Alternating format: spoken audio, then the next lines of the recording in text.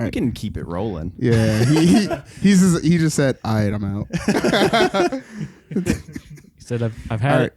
I've had enough of it." I guess so. I'm gonna start off pulling like a little Nardwar. I did some research.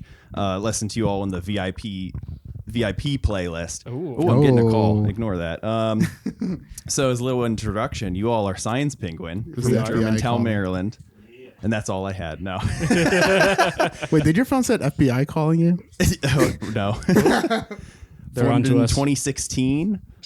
Your name was inspired by a meme. Indeed. Matt, some of your band influences you mentioned were Periphery, Darkest Hour, Animals as Leaders, Intervals, Chon, and other math rock. Joel, you mentioned The Fall of Troy and The Contortionist. And you all recorded your last album at Mystery Ton Studios with Kevin Eaton. Kevin Eaton's the guy. Kenny's the man. Oh shit, Kevin. I said Kevin. Kenny. I guess I'm not wrong. And then we have a Science Penguin's newest member. Can you introduce yourself, please? My name is Eric. I play bass for Science Penguin. I guess if I was to say that I had influences, I mean, I'm really more of a metalhead. Definitely Korn is what got me into metal. So Hell yeah. kind of really far off from math rock, but I really dabble in a lot of progressive stuff too. So I like that Science Penguin. Their music is extremely complicated. Do you all have plans for any future editions, or do you have the Holy Trinity now with drums, guitar, bass? I don't know. I think we're probably open to it, but we've got a good crew, so we're also maybe just rolling with what we got for a while. That's fair. Yeah. Like for a long time, y'all were just a duo. For a long time. Yeah. Like, so tell me how that process was. Like, before adding bass to it, like I just guitars and like just guitars and drums. I feel like it would just be like that one like ingredient missing, like to fill the room, you know. And of course, you guys were looking for a bassist for a super long time. Long time. So like, how was it like just vibing off each other? How would like the process normally go? Well, we've been playing. Matt and I have been playing together for a really long time now, like over 10 years. That's awesome. Yeah, so we were in another band previously when Matt was in college. It was with one of my good friends from high school. They went to college together. When I moved back to Virginia, me and my friends started hanging out again, and he was like, "Hey, starting this band with some dudes from college. You want to come out?" And you know, I didn't have a job. I didn't have anything to do at the time, so I was like, "Hell yeah, I'm gonna come out and play some metal." Hell yeah. So like, might as well. And then kind of rest is history after that. Like we were in that band for, I don't know, year and a half, 2 years before it kind of fizzled out. And then maybe another year and a half passed. And then we started kicking around the idea of starting another band. That took another 6 months or so. And then we kind of just started and went for it and been doing it ever since. Oh, right on. Yeah. So I got a question for Eric. Ooh. So like when you started jamming with them, like were you sitting back for a bit, just kind of like seeing how they would vibe off each other and then join in, or is that like when their second album came out, did you just write with whatever they had? So yeah, I Jesus Christ, I'm trying to think of just like the timeline for that. I had been looking for a guitarist for the longest time for my other band, Kana, but that just ended up not working out. So then I was like, I still love playing music, and I want to play some music that's going to really elevate my skills and kind of put me, you know, just challenge myself. And Science Penguin was offering that with their music, and I hit up Joel and I was like, yeah, I'm trying to play bass. And he was like, well, yeah, come on. So I was like, yeah, we've been looking for a bass player for 7 years. Like, get over here. Now. Yeah. So yeah, a lot of it, when I first came over here, we were in this house where we are now. And I was just sitting there just chilling, just watching them play. And they're just extremely talented musicians, and I was like, all right, yeah, let's do this. Debatable. Classic. I feel like I asked a similar question like this to like Modern Fuzz, but you had mentioned your song names are made after the fact and they're kind of just tacked on. You know, there's no lyrics or anything. But do you ever think in the future you might want to do like some sort of concept album where the instruments in a way are conveying some sort of story? I don't know if we're opposed to it, but our like song naming process, we usually just like we'll sit around, smoke a cigar, drink a couple beers, and be like, "Yo, I heard this really funny thing," and we just make a list of a bunch of really dumb, funny things, like "Please don't feed hallucinogens to the alligators," you know, like just dumb shit like that. Wait, why? Why shouldn't you feed hallucinogens? Well, I'm not sure about the science behind it, but I'm sure that tripping gators wouldn't be. They would get too strong. We need to deprive them, especially in Florida. They would evolve. Yeah. I mean, they're usually pretty dormant, right? So they'd probably just be like sitting in the lake, just sunbathing, losing their minds.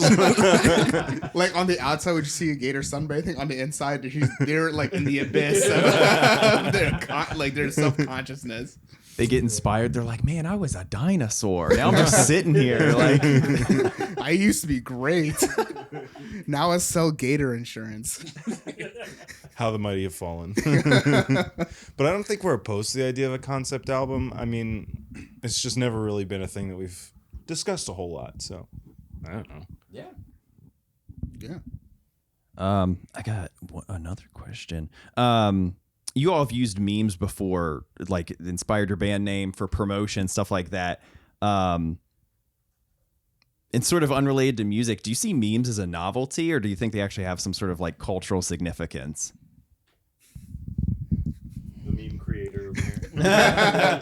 Yeah, no, I made all of them. I don't know. Cultural significance in a really weird kind of way. Yeah. Like, it shouldn't be, because they're kind of dumb. But people almost communicate in memes in a way. I don't know. I like them. I like to make them, and people like things that make them laugh. And I would hope so. I'm trying to make people laugh by making the dumbest fucking memes I possibly can. That's perfect. I feel like a lot of people actually like learn from memes too. Like, yeah, a lot of people do. Like, I learn a lot from comedians, to be honest, because like they'll portray stereotypes in a funny way, and then like, oh, now I learned like some new info on like X culture or like X like type of generation, and I'll be like, oh, okay, now it's noted in my head. So like whenever something funny, like a meme pops up, like I actually kind of like take it to heart and like record it, even though I know it's funny. Yeah, they're like super up to date. I've definitely learned cultural events, stuff like that, just because they're so up to the second. God, and then they kind of get like irrelevant just as quick. But yeah, like literally every month there's some new thing happening in the world that just gets turned into a meme. Yeah. I think they're a bit of both. I you know, they're mostly for the lulz. I don't think they're high art, but they're like a form of art. Sure. You know, absolutely. Any sort of just like, especially the ones that like stack and get all these layers. And if someone doesn't know, this is like the 8th iteration of it, and they're like, "What's that?" It's like, "Oh, you gotta sit down, Bucko. Dive into the lore." It all started in 2009. Yeah. Imagine the Smithsonian have like a whole art gallery of like ancient memes. That would be awesome. You know, that's probably going to be something that happens in the future. We die off, and that's what the aliens find is just our memes and QR codes. Hey, let's not forget about Disneyland. They're gonna be real tripped out about the statues to the mouse god. Yeah. Oh my god, the mouse god. Like, wow, people love them. But you know what's actually really funny? Disney has a law where no one dies on their premise. So like, let's say if someone is legally dead from a roller coaster, they'll transport their body off site, off their property, and then declare them legally dead. No one dies. Wow. I didn't know about that one, but they do have really weirdly specific things. And they have like a whole tunnel system under the park for employees to like move around real quick. Mm-hmm. Yeah. Illuminati tunnel systems. Wild. Oh, super wild. Speaking of Illuminati, you guys hear about Vince McMahon? God. Oh, I think I learned about that from a meme. Exactly, right. It was like him reacting to like that woman stripping in front of them and like, who could have thought this guy is like in a scandal? And I was like, what's going on? Like, so tell me, like, I just literally learned about it like, via meme. Nothing. He's just, I mean, Vince McMahon, he's been getting a bunch of people, you know, having sexual harassment claims on him. But, like, I mean, with the type of person that he is and stuff, and, you know, you don't want to ever say somebody's doing something, but, you know, you got to make your assumptions here and there. But overall, he's just been, there's this woman that recently started working for him back in like 2019 or something. And he basically just pimped her out, just started giving her to other wrestlers, I think is what is alleged. And just like, there's like a whole laundry list of stuff that was alleged in her lawsuit. I actually watched like a 2-hour video of some guy going over everything. One of the biggest things is that, all right, I'm going to get graphic. One of the biggest things is that with this woman, he was having threesomes regularly with some other guy named John Linares or something like that. And during one of their threesomes, Vince McMahon defecated on her head, went to the bathroom, showered. She was still having sex with the other guy. Then he came back, and then they finished the threesome with her still covered in his feces. So, Jesus, it's pretty bad. Wow. But even that's like crazy to think about. Is like, did he really do that? That 78-year-old man? Did he? I don't know, man. Shit on somebody's Inspiration head? for new material? Maybe? Yeah. Oh man. Jesus Christ! Like the new Money in the Bank match is now it's just covered in shit. Jeez Louise. I'm sorry. I couldn't stop thinking about That was insane. That's insane. Like, just I don't know. Like, just imagine being that powerful, just being so bored. Like, how to just spice up something like that. Yeah, it just That's crazy. makes you wonder what's gonna happen when we make all that money. What are we gonna do? Yeah, well, actually, what are y'all gonna Not do? that. But don't say that yet. You might get bored one day. On a also fun, not so fun fact now, he was from the DMV area, or at least like lived in the DMV area for a bit. Actually, Montgomery County. Yeah. Yeah. I thought it was the people. Got him. Yeah, a little bit. Well, there's Yeah. I that thought- too. That too. That too, yeah. Jesus Christ. Vince McMahon, come on. You could have hit it better. What are some of your all's prospects for the new year? You got any new musical endeavors in mind? So, you know, we want to get back into the swing of writing some new music. It's been quite some time since we did any of that. We haven't made a ton of progress, but we've started dabbling with some ideas here and there. Maybe do another tour. That would be cool. Mm-hmm. And, you know, just kind of see what happens. Like, we get asked to do shows around here all the time. Mm-hmm. And we don't have a ton of stuff on the calendar, but we have some people that we played with on our tour last summer coming through town. And they're like, hey, you know, we're swinging through the area. You guys want to play with us there? And I'm like, yeah, why not? Mm-hmm. And mostly just some local stuff here and there. But the priority is to try and write more music. Gotcha. Yeah, it's like a snowball effect. It's like accumulates. The more people you connect with, and then more Yeah. opportunities. Yeah. And, you know, we've been playing with people from out of town for a while.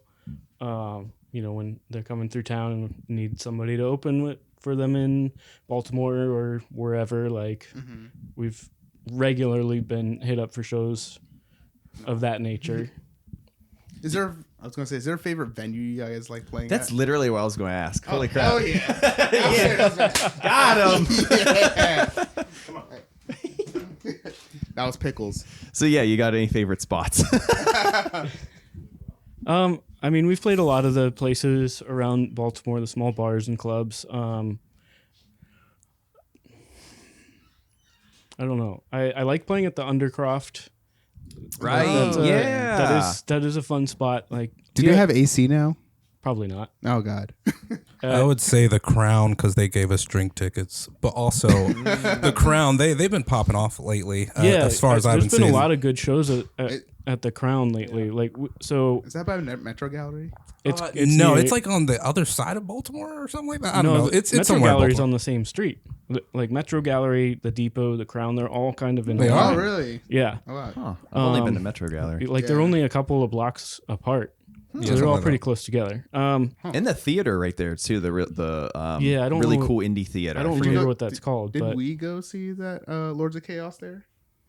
No, we went. I mean, what is it? It's like down the road from Audubon. There's like that one art school, or maybe it's like an AFI or something. It was something around there. But yeah, we saw Lords of Chaos. It was a movie about is it Mayhem, the black metal band, and one of the Culkins, not Macaulay, not Rory. I don't know. It was Rory. Yeah, I'm not sure. Because it's only two brothers, right? Oh, their family's huge. Oh wow. Like, because there's a guy on Succession. I don't know which one it was. Anyway, we saw a movie about black metal, and we were just like, yeah. The Crown is actually kind of a cool spot. So Matt and I played there a couple of years ago. I don't remember exactly when, and that show kind of wasn't the greatest. It just wasn't very well run, wasn't well organized. The lineup didn't make a lot of sense.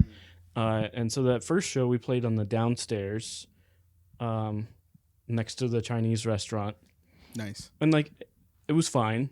It is kind of a cool little spot. Mm-hmm. And then we played the upstairs last year, and that was actually pretty cool. They have a much better setup upstairs than they do downstairs. Oh, now I know what you're talking about. And we played the Crown. It was a Tuesday night. We played Tuesday.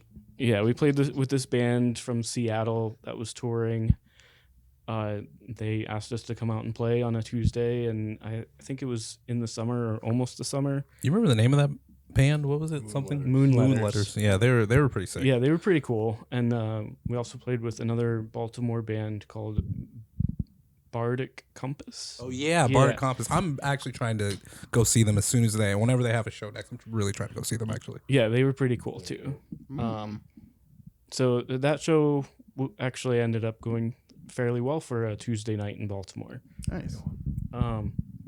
We've played the Depot a handful of times, and it has never once gone well. Okay. Tell me. Which is a bummer because it's actually kind of a cool little spot. Like, it's a small club, but it seems cool. But every time we play there, it's just a bust. Dang. Like, we've played there 3 times. Every single one of them has just been either a complete shit show or like one person shows up. Jeez. Yikes. So you know, that's not always fun. And it's just kind of the thing that happens sometimes for small time bands like ours. Mm-hmm. Like, you just got to roll with it. But sometimes I'm just like, damn, I should have just stayed home. Especially with all the setup, all the boys, like all the setup and all of that. Also, we've only played there on Sundays. Oh, everyone's like recovery day. Yeah, like I don't like doing shows on Sundays. I don't like going to shows on Sundays. Like, I gotta work tomorrow. I live 90 miles from Baltimore. You know. So that might be a factor. I really don't know what it is. Like, we've tried several times over the years, and it's never gone well. Yeah, it's always been just a disaster of some kind. I know they do open mics on Tuesday nights, so maybe we could crash the party one night. Yeah, that might be the way maybe. to go. For a little lore with me, you sparked my memory with this saying the Undercroft. Back in 2019, I recorded a show with you all and Taylor Polynomial, and I don't remember the other 2 bands, but the Ohio band. Yeah, brought one of my older Ola Mesa. Ola Mesa, yeah, brought one of my older cameras and recorded it, and I was like, man, I really like this. I want to start like recording new live shows and stuff. And then I bought this newer camera, and I was like, I'm going to start doing this. And then the pandemic hit, and so I've just been crawling back into it. But I remember that that was like the first show I ever recorded. Nice. Yeah, that was really fun. The Ola Mesa boys actually came back here that night because they were going to Philly afterwards. So I was like, where are you guys staying tonight? And they were like, I don't know, the van. And I was like, nah, come on. Oh, yeah. That's nice. You probably need to put it like on a slip. And we were like we just set up some air mattresses, and we just hung out till like 3 a.m, drinking beers, hanging out, chilling, shooting Right shit. on. Hell yeah. That's super fun. Oh, Brent, maybe we could like get some Rode mics and see like some wireless mics. Yeah, my work has some. My work has 3 of them I can take. I borrow equipment from them before. As you should. Yeah, absolutely. Yeah. But yeah, I do have 3 lav mics, the ones that like clip right on the collar here. Mm-hmm. I don't know. They are convenient, but they also can like rustle a lot. Like sometimes That's people fair. forget they're there, and it does pick up it's good, but it does pick up a lot of noise if they move a lot. That makes sense. Okay. Scratch that. Yeah. Handheld, it's like a little more conscious. You know, you kind of always remember this is here in a way. Mm-hmm. Damn, I haven't heard anything from them. I remember when I went to Ohio, I hit the Ola Mesa boys up, and like they had some weird slang that I've never heard Midwesterners ever use, like a furter or whatever. And I was like, "What the hell is that?" He was like, "It's a burger." I was like, "Don't ever say that With to me an ever." F? Yeah, it was some weird. I'm pretty sure I have the message on my messenger, but like I was like, don't ever say that to me again. That was heinous. It's like no one calls it that, and you just lied to me. I've been liking Old Mother in Frederick. Oh, that place is I'd tight. seen you all there Yeah. before. I like that. Yeah, That place is awesome. It seems like the handful of times I've been there, it seems like the staff is pretty good, and like seems like a smooth show. Yeah, it's been fun. Yeah, I like that place a lot. Good beers, good vibes, Yeah. good music always. So Frederick is starting to like friendly pop people. off. Frederick has cool venues and Oh, stuff. Yeah. Yeah, oh yeah, it used to be like a hippie town, but now it's just like starting to pop off as like kind of like a little bit more city-esque. yeah. The little downtown area is really getting big. Like, Yeah, it's I kind of noticed. nice. Yeah, we've hit Old Mother twice, and I'm hoping we can do a few more there. But Frederick seems like a cool little spot. Like I'd almost rather play there than Baltimore. Like Yeah. the 2 times that we've played there have been way better than most of the shows that we've played in Baltimore. Yeah. Also, it's way closer. Yeah. It is Close convenient. factor, Yeah. yeah. Like it's way for me, anyways. It's Yeah. not for Eric. Like the thing about the Frederick shows that I do like, they're really good about like you get in, you play the show, and you get out. Just as far as like because everything in Frederick closes at like True. 9 o'clock or Right. So So early. you're usually done with the show and you get Except to go for home. Cafe Nola, they have really late shows. Yeah. I actually I went to a show there not too long ago. In December, I went to go see Soul Meets Body over there. That place is pretty They'll nice have too. shows like start at 11 or something like that. Jesus. Yeah. Ugh, that sounds terrible. That sounds. I know. Sounds like an EDM thing. Yeah. I recorded a show once at Old Mother, and the sound tech was like, "All right, we're packing up and we're going to Cafe Nola if you want to go." I was like, "No, I'm tired. Like, I'm done. My day is done. Like, I'm out of here." Yeah, like I gotta go to bed. Yeah, I'm sleepy. You mean a show is over by 10 o'clock? Like, sign me up. Yeah, that is awesome. I know it shows anymore now. We like hardly even stay for like the last song or two. Sometimes, yeah. Unless it's like a real favorite they're ending on. Yeah. But yeah, we're kind of like, let's beat the crowd. And yeah. It's getting old, man. Yeah. Oh, yeah. And plus we record, after a concert, we record the pod in Walter's car. So that takes some time and then drive home. Which is honestly like we were trying to figure out like what would be our formula like with the process. First we had it fresh. We drove back to my place or his place and just like recorded there. And then we tried like, well, I feel like I couldn't really like remember the show like that well. And We've got like eventually- goldfish memory. And then eventually it was like, let's try Stone Two Birds with One Blunt and just like drive home while recording. Right. That was not Right. That wasn't ideal. It was like me with the task cam, and I would just like put the mic in Walter while he's driving. And we did that for like 3 episodes, and he was like, yeah, it's very distracting. I can't, like, there were sometimes he'd be so focused on driving, he would say just like word salad, like nothingness.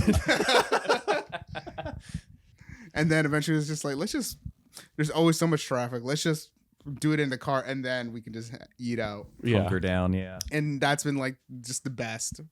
That's been working. It's been working for us. Hello, Do Pickle. you want to say anything to the newest member? That did pick up. Perfect. Oh, there's a little snot too. That's funny. Pickle debut. So tell us more about Pickle. Okay, so we got him about 2.5 months ago. He is a Cane Corso Pit Bull mix. Big boy. He's just a big old baby. He's a big baby. He was a rescue that we got from just the Humane Society down the road. He's a little over a year, about a year and a couple months now, so he's got lots of energy. Yeah, but he's a huge lover. You should change your band name and mascot. Be Science Pickle. Yeah, we needed an anchor to kind of get the band together. We felt like we were losing each other, so we got him. Guys, there's just something missing. Hold the family together. Yeah. That's so funny. That's a cute dog, though. Thank you. Yeah. He's a good boy. Yeah. He's just a very energetic boy, and he thinks he's a lot smaller than he is sometimes. Yeah. Isn't that right, bud? Isn't that right? Yeah. His eyebrow movements are fucking like very peculiar because he'll do like Expressive. like he'll like he's plotting something. Oh yeah. It's usually how to get the most love or food. Oh, gotcha. Yes. Yes. Like, okay, I'm just going to sneak over here and just be super cute and wiggly, and then everyone's going to give me love. It's going to be great. It's like classic for me. It works every time. Yes. Every time. Every Dumb time. humans. Yeah, bud. Do y'all have any shows coming up you're looking forward to? Any like fave artists coming to town and such? Ooh, yeah. Okay, there's a few. Please. February 28th, Haken is coming to Baltimore. I forgot about that show. 100% going to that. Rivers of Nile just said that they're going to be at the Crown on May 9th. With Vitriol. Which, yeah, with Vitriol. It's like, that's insane. Like the Crown and just being able to see Rivers of Nile like right in front. I got to go see that. Yeah. And then I've been thinking about seeing the Acacia Strain. They're going to be playing in Towson. And they're playing the entirety of with Between the Buried and Me, I think. Yeah. And they're playing like the entirety of their newest releases over 2 nights. Like, ugh. Yeah, different album each night. Yeah, but BT Bam, it's one night it's Colors, and the next night's Colors 2, and then Acacia has their 2 new stuff. Yeah, Like it's at an old theater too, at the Wrecker. Like that one, like Yeah. like got closed. I don't think I've ever been there. Me neither, man. Oh, man, I've been there many times. Is it shitty or is it cool? It's all right. Yeah. They don't wipe your butt when you when you use the bathroom. Right. All right, it's fine. Yeah. Next week, I'm actually looking forward to seeing The Ocean. I'm really excited for that, and Veil of Maya. I don't know if I'm gonna go to both, but I'm definitely seeing The Ocean with Brent. yeah, I definitely want to see the ocean. I don't know if I have the energy for 2 back to back, God, I do. and I like Veil of Maya, but not as much as the ocean. The Ocean is way. And the ocean is foreign, so it's harder for them to get around. Remember the interview you saw that he was kind of like a pretentious d-bag for a bit about music? Who is? One of the members of The Ocean. Oh yeah, the founding member, the guitarist, used to be like really elitist against he's really against like vocalists, but then their band eventually got a vocalist. He's like, no, but not ours. Ours is really good. Oh, boy. He was like, no, music should be felt. Should not like. He had like a bunch of like made rules. Instrumental himself. only, yeah. Yeah. And then I think obviously he caved in and has a vocalist. Yeah. Now. But good band. Nice. Knocked Loose. I'd like to see them eventually. Oh yeah, they're coming real soon with who? I forget, but it's pretty stacked. It's good stuff. Mm-hmm. Maybe I can look it up. I'm pretty sure I sent it to you on Insta. Oh, yeah. If you guys have any shows, please chime in. Oh, that you wanna... the Veil of Maya show and the Haken show I'm definitely looking at, but I don't remember. I think there were some like in a couple months. Okay. I think Darkest Hours coming to town at some point. Those some Ooh, are they local coming boys. I think so. Yeah, they're from like DC and LA. Like DMV area. Yeah. There you go. Good job. Now you can relax. We'll probably have this as like our B-roll. what's it called? As our front panel. Thumbnail. Yeah. Jesus. You ever find it weird that you're at that age where you get things 80% right, like in the ballpark, and never like What you mean? exactly say like I couldn't think of the word thumbnail, but I was like, like what did I just say? I already forget, but I knew what you Banner? meant. Yeah. God. Or like our header is what I think I said. I think Intervals and Hail the Sun was the only other one I was. Good bands. Kind of eyeing up. That's in April. Mm-hmm. Oh, actually, what have y'all been jamming to lately? Like on your personal time?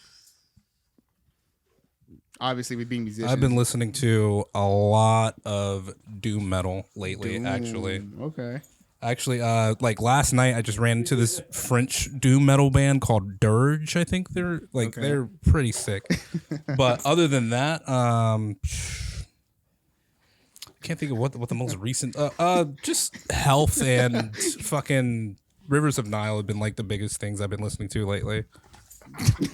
Joel is like Pickles is taking over. That's okay.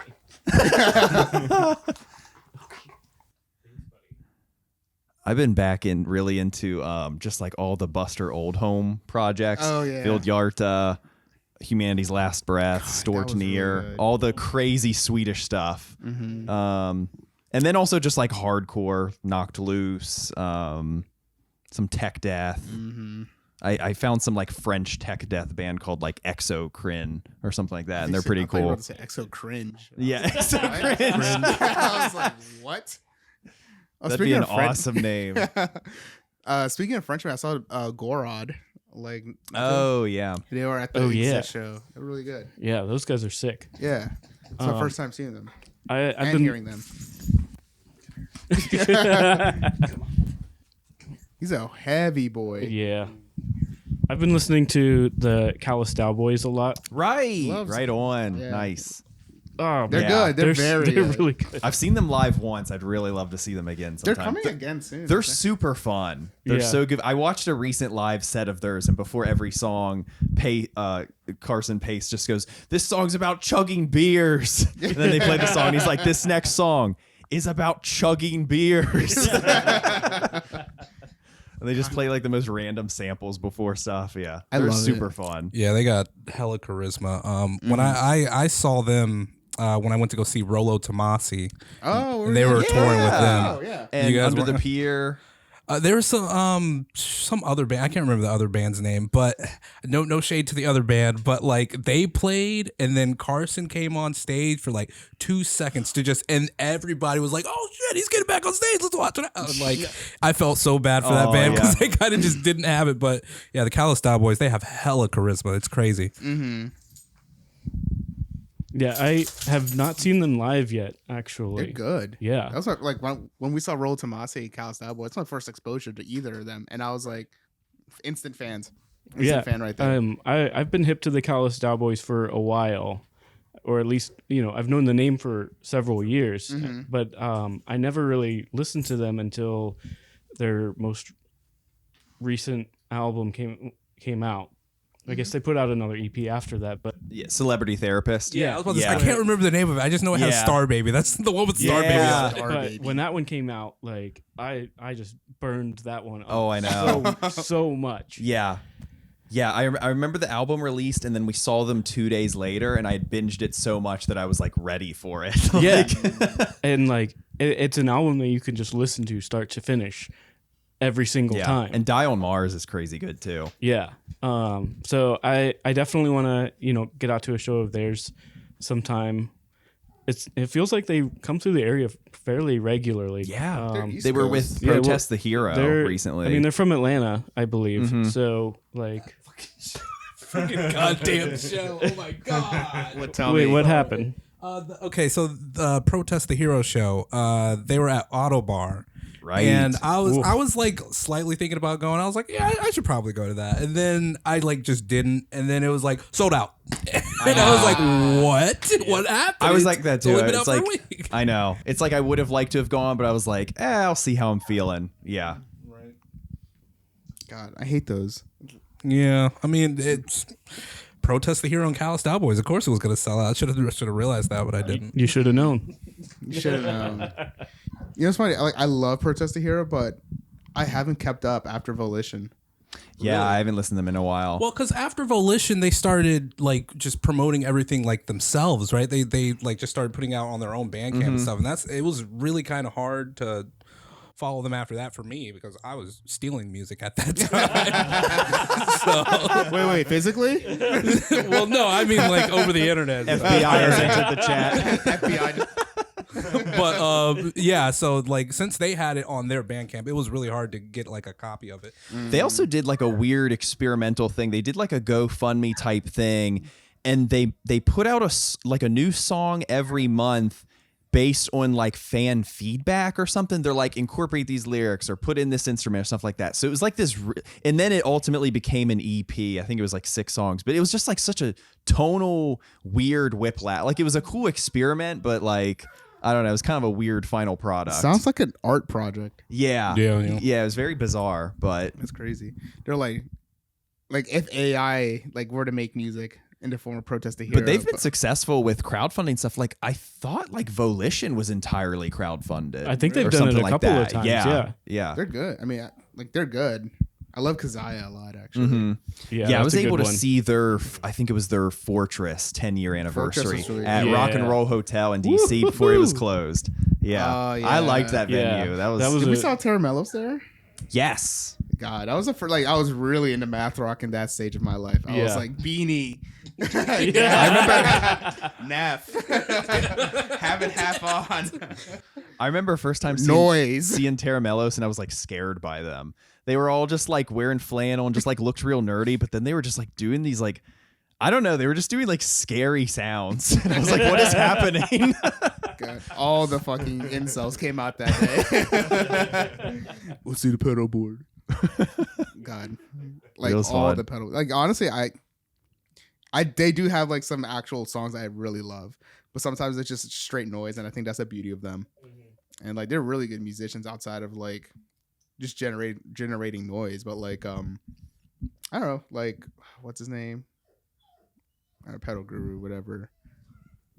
Yeah, it's probably gonna pick all that up. Yeah, yeah.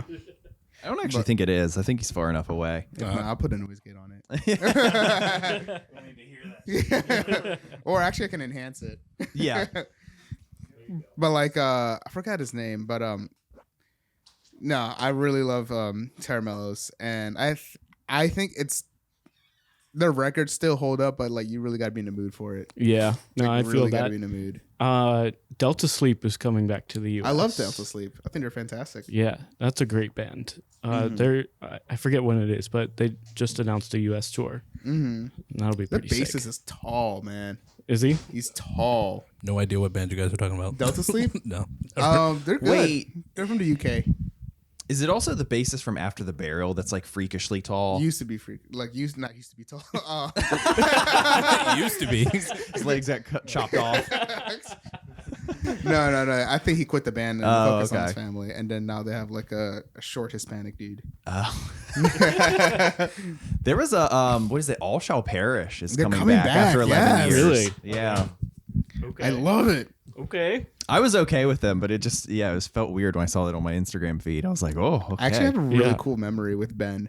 When I was like at Summer Slaughter, really getting into guitar, I saw him just like playing his like Ibanez RG, and I was like, "Hey man, I'm actually looking at one of these guitars. Do you mind if I like try yours out?" And he was like, "Sure." And then like let me try it out, and I was like kind of like flabbergasted. I was like, "I can't believe I'm holding like this guy's Yeah, guitar." I would never let anybody touch my guitar. And like I was playing it, I was like, "Wow, this is what a real guitar feels like." And I'm playing a Washburn, and I was at the time, and I was like, "Yeah, I'm gonna buy one of these." Did you? Yeah, I did, but not the 7-string version. The one that Mark Okobu has, like for id and like Common Man's Collapse, like that RG. Okay. Yeah, it's super good. I like it. One of my favorite guitars. Hey, RGs it's a great guitar. Very Very- reliable. Very reliable. I've never owned one, but I've played a few. They're awesome. Yeah, I love great it. guitars. Mm-hmm. I know nothing. I hit things with wooden sticks. yeah. That's my job. So like, You're not sitting around waiting for the next upgrade. The drums. so as far as like, I do dabble into the drum world as far as like knowledge. So like, what do you like normally prefer? Like as far as like your setup, like are you a Tama guy? Are you a DW? Oh, so my shells are actually just a hodgepodge. I've had these things for probably like 15 years, and they're good shells and they sound fine. I just put new heads on them, call it a day. Like 2 of my toms and my bass drum, I think, are Sunlight. One of my toms is like Percussion Plus or something like this, like companies that I don't even think exist anymore. Like, it's fine. It's B-side fine. companies. Yeah. Although I have mostly Sabian cymbals with a Dream China, and then my snare is a Mapex. It's a brass, like I think So, the okay, so you get a little sledgehammer bit or of a something. deeper sound. Yeah. It. Nice. It pangs. I Oh. like it. Nice. That's Yeah, awesome. man. So like what drummers do you usually like vibe off of, like when you're like kind of like want to be like in your study mode? Like who is somebody that you're kind of analyzing on like how they're hitting? Matt Halpern. Halpern? Actually, I'll just tell you my top 3 drummers: Matt Halpern, Matt Garska, and Travis Orban. Okay. Yeah. Like in high school, I was a big Portnoy head. Okay. But yeah, like those 3 just. Who's the third one from? Travis Orban, he was like a YouTube guy, but now he's with Darkest Hour. Oh, okay, And cool. he's with Darkest Hour now. Mhm. And he was in the Sky Eats Airplane too for a bit. I think, yeah. Yeah. Mm-hmm. Yeah. And he was in the HAARP Machine for a bit too. Whoa. Yeah. Dude's a Brain blast. madman. 2011 or 2011, yeah. Dude, the HAARP Machine. Forgot about them. God, I love the HAARP Machine. Just stop. Get your shit together. Make something, yeah. Yeah. That dude's a madman, though. He's Yeah. fucking Yeah. so gnarly. Like, Like just super like technical. He lives on the Eastern Shore too, I think. Mhm. He's a Maryland dude. Mhm. And like a lot of crazy good artists come from Maryland. Like He had a crowdfunded thing for a new album, and I remember pitching like, I don't know, $10 or something to it, and then nothing came of it. that's always the risk. That was for rent. Yeah. That's always the risk. He made I a little hate it. 30-second clip of him playing, and I'm like, oh, this is going to something. This is going to materialize. Surely. And like I guess a question for you. How do you challenge yourself? Like as far as drum, do you ever take away some shells and just try to limit yourself with like a simple cocktail kit, or like just have like just 2 floor toms, or you usually just kind of like what's your mindset if you want kind of like be like, I guess, challenge yourself and try to come up with something more creative, like more pocket playing, or like I think for me it's less about like restricting the kit and more about like just working on chops. Mhm. You know, like my rudiments aren't the best. Mhm. I haven't interviews spent over. I haven't spent like a whole lot of time in the later years since like high school really working on like rudiments and things like that. So I really probably should spend more time doing that. Shut up, Joe. The eye he gave you was like, yeah. He's like, yeah, you should fucking practice.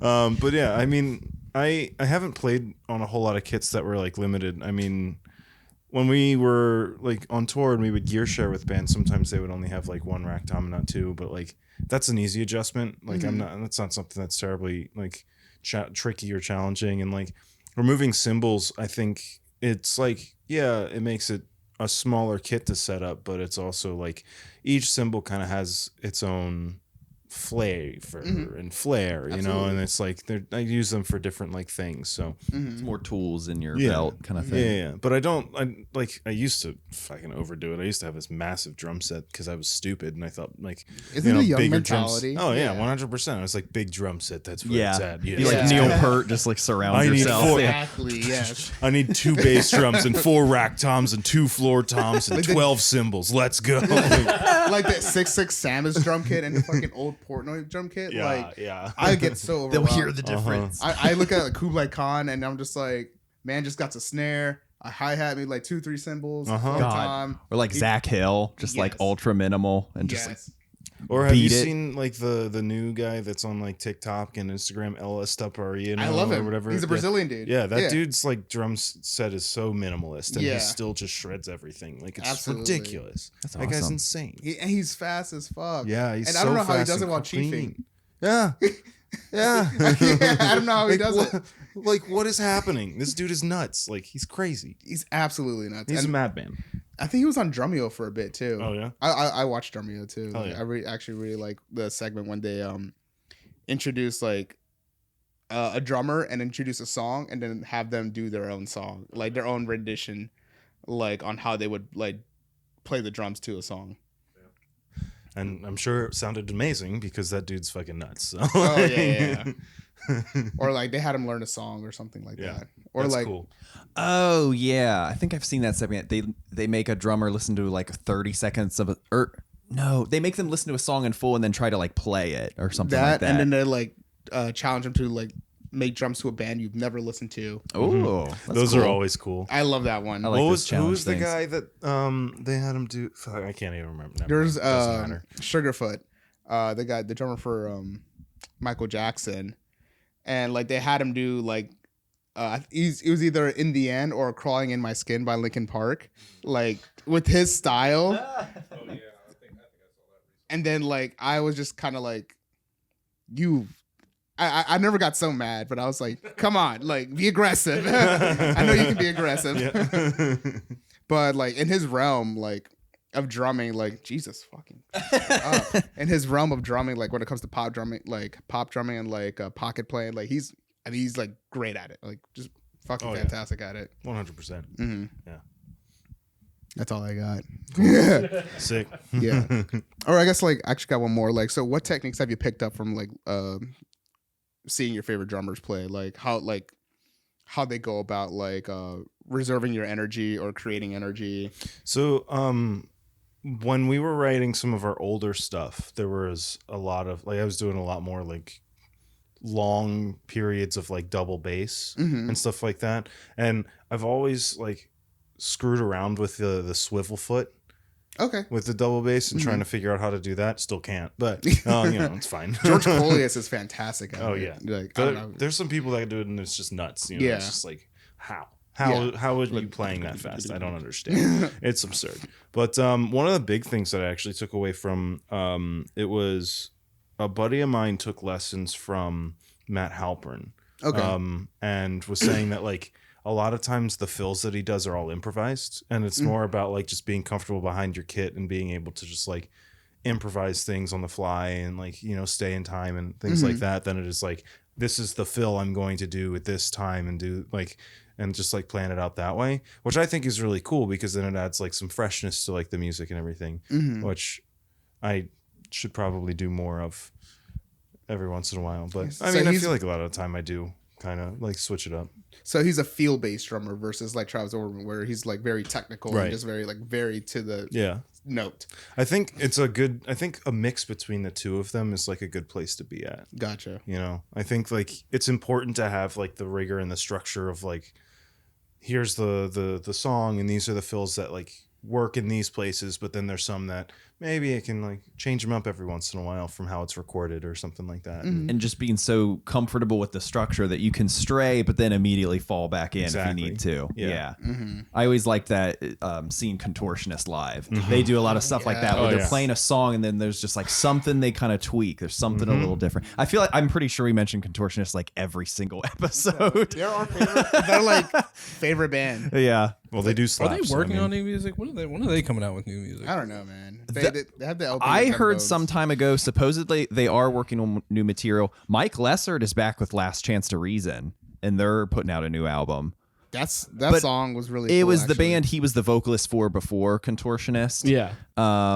Upload Complete is Are like they one of my like favorite songs. Nintendo Core or something? I don't know. Coding Core. Yeah. I don't know if they're actually going to tour, though. I think they might just do an album, and I think he's still with Contortionist full time. Yeah, I really haven't seen much from them It's been a for while. a while. Yeah, that's why I'm like, okay. Now that you said that, because I was just thinking like last time I heard about Contortionist was when they did the tour with Rivers of Nile. Yeah. and both of them were playing like albums in full. It's been a lot of touring, and then their last release was that big live box set. I love that, of man. like 3 sets Right, worth of yeah. theirs, like stuff they played in the pandemic, something they played in Georgia. Yeah, God, I loved. I'd put that on my like album of the year. yeah, that One of thing my- is crazy It's- good.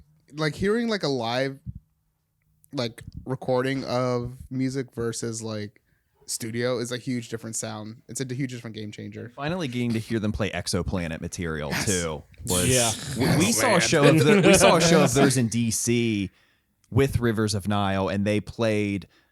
Language. They did Language, And Exoplanet. took a little break, came back, did Exoplanet. Yeah. Oh, boy. I should have fucking It was phenomenal. I don't know why it did it. I think it was just like, was it on like a weird? I don't even think it was on a weird day. Probably a weeknight or something. Like, yeah, it was just work, and I I just know. didn't feel it. Weeknights shows are rough. Yeah, Yeah, and they're getting they can more be, rough. They can be brutal. Yeah. Who needs a job? Just go homeless. Be at shows. Right. Quit your job and get drunk. Just camp out outside the venue. I see a lot of people do that. Yeah. They seem to be chilling.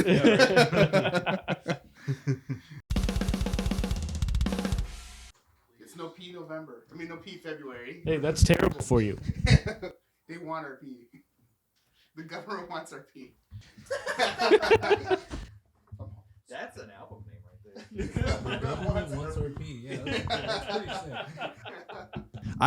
Sometimes I wish I made music and just so it could be an excuse to make like absurd album and song titles like that. Yeah, God wants it's our very liberating. Like I love like yeah. I love like especially mathcore bands have really irreverent names for things. I would love to do that kind of stuff. Watch out for the task. Oh, yeah, good call. And that's some of the freedom of being an instrumental band with no lyrics and no real message of any kind. Mm-hmm. Like, it's all about the absurdity. Yeah, all vibes. Yeah. You know, whatever dumb shit ends up on our list of possible track names, which at this point is like a mile long. Oh God. And then we, just kind of go through the list and like pick one. Yeah, there's like all sorts of there's like different mentalities you can have. There's like animals as leaders where they kind of apparently name it off of like concepts of what they sort of think the song feels like to them, and then you've got like pound and sometimes car bomb where it's literally just like the notation of like the drum pattern or the rhythm or something. Yeah. Oh yes. Or the clicks. I think that's what I was looking for. Yeah. Chill. Chill out. Chill. Move your ass, my boy. Pickles. Sit. Hey, Sit. Nah, he's not gonna listen to you. Silly boy. Silly. Yeah, I didn't have any other questions or anything. We're just in the vibe zone The now. vibe zone? Yeah. I got questions. Ooh, uh-oh. Okay. Oh, no. I don't have any questions. I Put don't a have a lot reverse of card. questions. Really, I'm just so. What kinds of things do we want to incorporate into the new music as we start working on that? 2 guitars. 2. Ooh. Why are you looking at me so? You're it, dude. You're right across from there. You stared heavily at me. I was like, what? I was like, I'm scared. You didn't get the message before this? Yeah. Oops. I want to dabble with writing more like 2 guitar things. Gotcha. Incorporate a lot more harmonies. That's one of my favorite things, doing harmonies with 2 guitars. I'd like to do more of that. Other than that, I don't know. Gotcha. So what? some blast beats. I was about to say, talk about your songwriting Hey, process. Joel, I'll write with you if you're willing to tune your guitar to drop F sharp. No. Absolutely not. Absolutely not. What about drop G? No. Dude, just get a 7-string. Yeah. Come on, man. One of these days, I'll get a 7-string. Yeah, That day is today. Hey, you all heard it. It's on record. This is now blackmail. Ibanez makes some really cheap 7 strings. Go get it. They do. It might be like next year or in 5 years. Gotcha. I don't know when, but it would be fun to get a 7-string and dabble. TikTok, motherfucker. He really wants blast beats. Give the man what he wants. No. I'm Matt, just gonna start putting blast beats over the chillest parts that you write. He's mad at that. you got to ease up on your crash cymbal first Why? because it's actually a little annoying. Ooh, okay. All right, here, this brings me to my next. What are your hot takes for then each other? Hot With each take? other Hot or in takes on general? each other? Oh yeah, like hot takes. Like I don't like this way you do that. Oh boy. This is a safe space. This is, of course, Yeah, I'm no. about to get heated. Not a safe space. I will murder you. Buddy. No, Matt, I'm pretty sure Matt's well aware of my feelings towards his crash cymbal. And doesn't give a fuck. Okay. Matt, what's your hot take? Well, I mean, apart from Joel sucking, there's not really much to say. My only hot take is that I just want to write more stuff that people will dance to. Ah, okay. Ooh. I want to make everybody Okay. dance. Okay, Matt. Lead with your bass foot and hi hat on the end. There you go. Oh, Problem solved. There you go. So gotta get them disco beats. Hell yeah. Yeah. Where do y'all usually find your inspiration from in the songwriting process? It usually just kind of happens. So Is there external stuff involved? not really. Oh, okay. No, not at this point. Not anymore. I don't know. Like over the years, when Matt and I have written together, I'll come up with stuff like just jamming around at home, and it'll usually kind of start as an idea there, and then I might get a couple of riffs into it. Then we'll get together, start jamming it out, kind of start feeling it out, and then if we get to a point where I don't have anything left, then we'll kind of just mess around for a while until something kind of pops out, or sometimes it doesn't. Oh, okay. Well, Something you is know, born. sometimes you're in the moment, you're kind of just dicking around, and then it's like, oh, that was cool. Like, let's see what we can do with that. True. Happy fair. accidents. Yeah. Yeah. So the last album that we did was kind It's a great album. by the way. of like half and half, right? Like yeah, absolutely. a lot Fantastic. of those riffs were ones that I had already come up with, and then like reached an impasse while I was just playing at home and practicing, and then while we were just jamming them out, and then something just kind of clicks. Or you hit a chord or some notes, and then it's like, oh, that actually sounds pretty dope. Like, let's kind of mess around with that and see how it comes together. So we did a bunch of that as well, and it just kind of formulated into a thing. That's awesome. Hell yeah. What Joel doesn't know is that I've been secretly microdosing his water with LSD. Well, that explains a lot. Joel, wake up. Oh shit, where am I? So Eric, what about you? So like, what's usually like inspiration? Like, do you vibe off each other? Do you come in, or do they normally like write something and they send it to you, or like how does usually the writing process with like a live basis involved? Right now, we're working on starting to incorporate new elements and kind of write things together.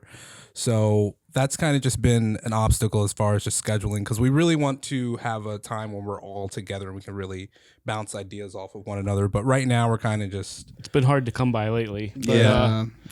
right now we're just kind of like I'll kind of say, hey Joel, I put this together, what do you think of it? And he'll say, I think of this, and then he'll kind of just send it back, and we're kind of just formulating, ideas together just to see what happens. And then I think once we're able to put time together to actually all write stuff together, then we'll start like coming down to whatever this new sound ends up being, because I want to say I think a lot of things are going to change once we start writing. Oh yeah, absolutely.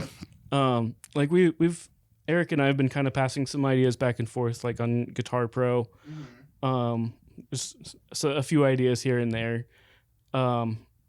Since we haven't really been able to get together much lately, that's kind of been the next best thing. So yeah, I think it'll change pretty drastically in some ways, because this is our first time actually like starting to write together, right? Because by the time Eric came in the fold, like we had already recorded and finished the last album, so like mostly had to come in and learn all those parts, but we had already written them. So this is our first foray into writing as a trio, which is great. I think it'll be fun.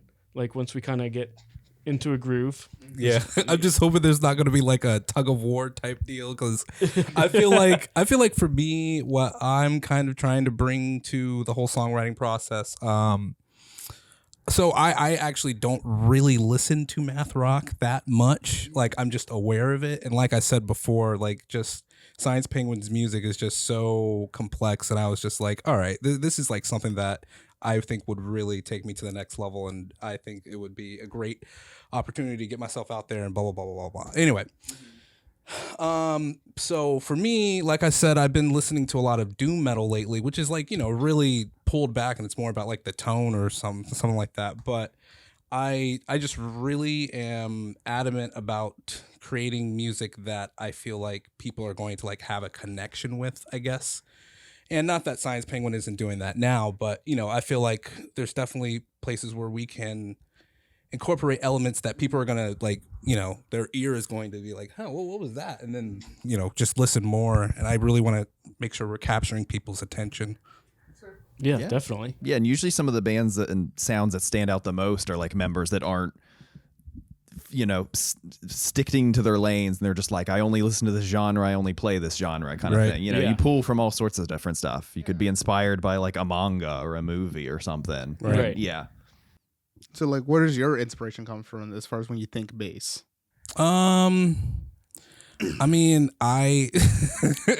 or like, who do you like? Who are one of your favorite artists? Like, who are like? I'll say probably like the thing that really like drove me to kind of figure out my style with bass and playing metal was definitely Cliff Burton.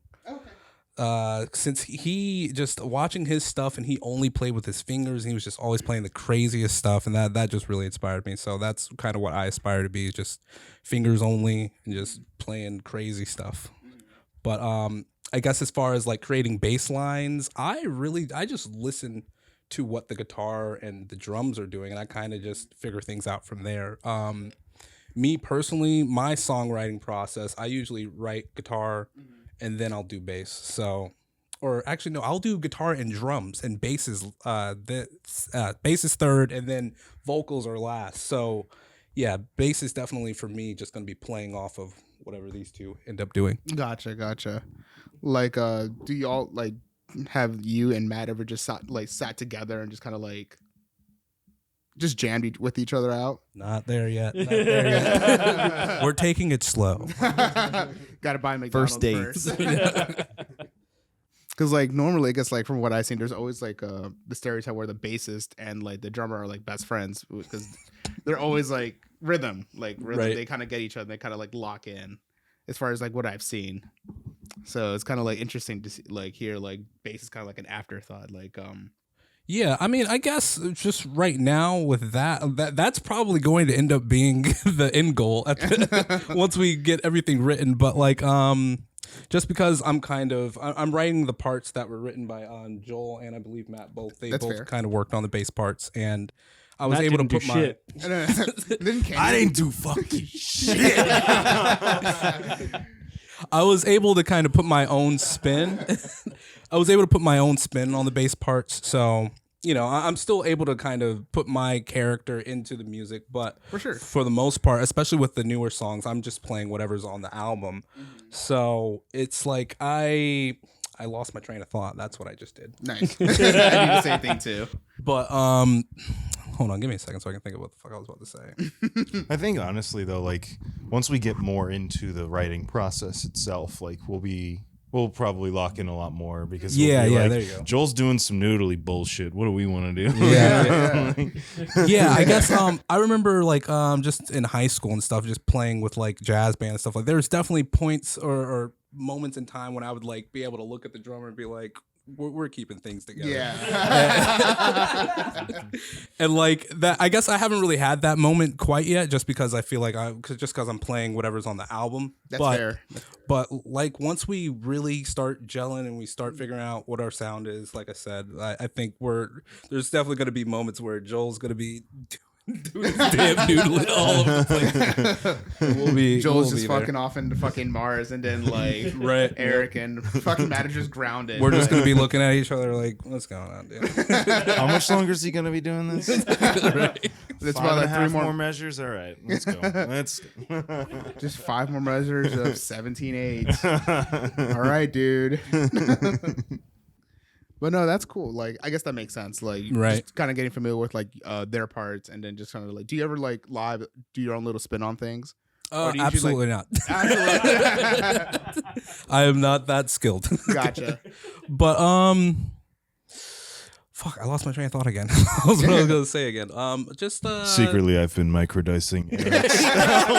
Wake up. But yeah, no.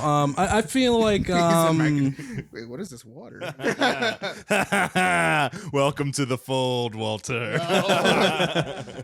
Actually, I'll just let it happen. have you had Matt's filtered water? Filtered water? Yeah, I asked for it unfiltered. It's the best filtered water you've ever had. You've got to get it. I want that MoCo pipeline. We're actually on the well here. Oh, really? Ooh. Yeah. Oh, So nice. the water, because of like where we are, there's like some like car stuff over here and like dealerships and everything. So like the runoff isn't the best. So the well water itself isn't great. So what we ended up doing, our landlord had to like put in a filter that was specifically just to like get all of the hardness out of the water, and Oh, so that's water softener. yeah, like okay. like a crazy one. Like Oh, it's wow. yeah. So that's the stuff that you just had. Some good stuff. It's so good. There's like a system downstairs. We have to put like salt and like a capsule of bleach in so that it like will help filter and everything like every month. I've always joked, it's like my dream house has like a direct pipeline to Aquapana in Tuscany. I only drink Tuscan water. If my house doesn't have that, I don't want it. Then it's not my house. It's not my house. If my house doesn't have like a pipeline directly to the French Alps, I don't want it. Pure melted snow. Pure God. Mountaintop. Yeah. Yes. It's good, but I think Aquapana is a little better. So like cool, enough about the music stuff. So what food do you guys like really love? Yes. Yes. Sustenance? Yes. God damn, chicken salad, lasagna. I feel like there's a third one that I like keep in my brain, but I can't think of. But definitely chicken salad and lasagna. For some reason, those two just be hitting. Oh man. I'm gonna go use the bathroom. Okay. How dare you? Have fun. Pickles join you. Pickle comes too. He's coming too. Yes. In this house, no one pees alone. No, Buddy system. always. I don't know, man. Like, there's not a lot of things that I don't like. All right. Maybe when Eric comes back. There you are. This is actually a better question. Let me refine it. What's your death row meal? The last meal you ever taste before someone electrocutes you or injects you. Probably the greasiest, cheapest slice of pizza I can find. Okay. Just that? Yeah, Nothing else? and a Dr. Pepper. All right. Okay. I'm thinking steak, probably. Okay. Yeah. Is there a particular cut? So in my day to day, I'll do ribeyes, but like if it's my last meal, I mean, we're going all out. I mean, we're Okay. gonna get that A5 Wagyu. Come on now, let's All go. right, there we go. That's what I'm talking about. Come on now. That's what I'm talking about. Yeah. Hell yeah. Make them go bankrupt. Exactly. Give me that good shit. Yeah, absolutely. It's the last thing I'm tasting. Seriously. Hell yeah. That's a good one. Yeah. Man of high class. I love that. All that's coming to my mind now is pho. I love some pho. Pho is good. Yeah. It does slap. It does fucking slap. Mine is a nice bowl of tonkotsu ramen, extra chashu, extra seaweed, extra ajitama. Yeah. And All the extra shit. Yeah, the prison employees just writing all this down. Like, okay, Extra these. I guess. Like, so I also had actually, I was gonna say I watched a documentary on why Texas does not do the last meal anymore. Apparently, the last guy were to have the last meal in Texas ordered this giant thing. Like he ordered this like giant ass meal. They prepared it, and then at the end of the day, he was like, "I'm not hungry," wow. and then just like got killed. He went out like this. And then Texas was so petty about it, and they're like, "No more last meals." This guy fooled us. All right, what's your last meal, Eric? You're in prison. Last meal before I die? Yeah, before they inject you or they Ideally, yeah. Well, actually, probably eat like a burger or something, but like, Chicken Parmesan is the other one that I was thinking about. Ah. And that would probably be my last meal. Probably a chicken Parmesan sub. Just perfect amount of marinara sauce and breaded chicken with that melted mozzarella over top of it. I'd probably have to take a Lactaid before it, but... Whoa, Why would you? It's your last day. What, right? Who Oh, cares? wait. Okay, I guess you're right. Give it I to could the just deal with cleanup crew. pain. Yeah, right. It's their problem. That's your way of going out like this. Speaking of chicken parm, I actually had this recipe that I made of Parmesan crusted chicken Alfredo. That's like a combination of two recipes, an Alfredo and like the chicken parm. And the reason I made this was because my girlfriend was like, "Oh, I don't like Alfredo sauce," and I was like, "Well, I'm gonna change your mind." So I made that, and it was tight. Nice. Hell yeah. Nice. Dude, a good Alfredo. So, like, you can't go wrong with all that cheese in it. Like, Exactly. it's so good. Delicious. Chef's kiss, man. Yes. Chef's kiss. God. All right, what else? So, like, I guess what are, besides music, like, what are your other hobbies? Like, actually, you have a really cool one, I think. Like, you coach soccer. Mm-hmm. Oh, yeah. I was like, which one are you talking about? Yeah, so at my The one you do Assassin, downstairs. Read. No, yeah, at my school I coach the boys varsity soccer team.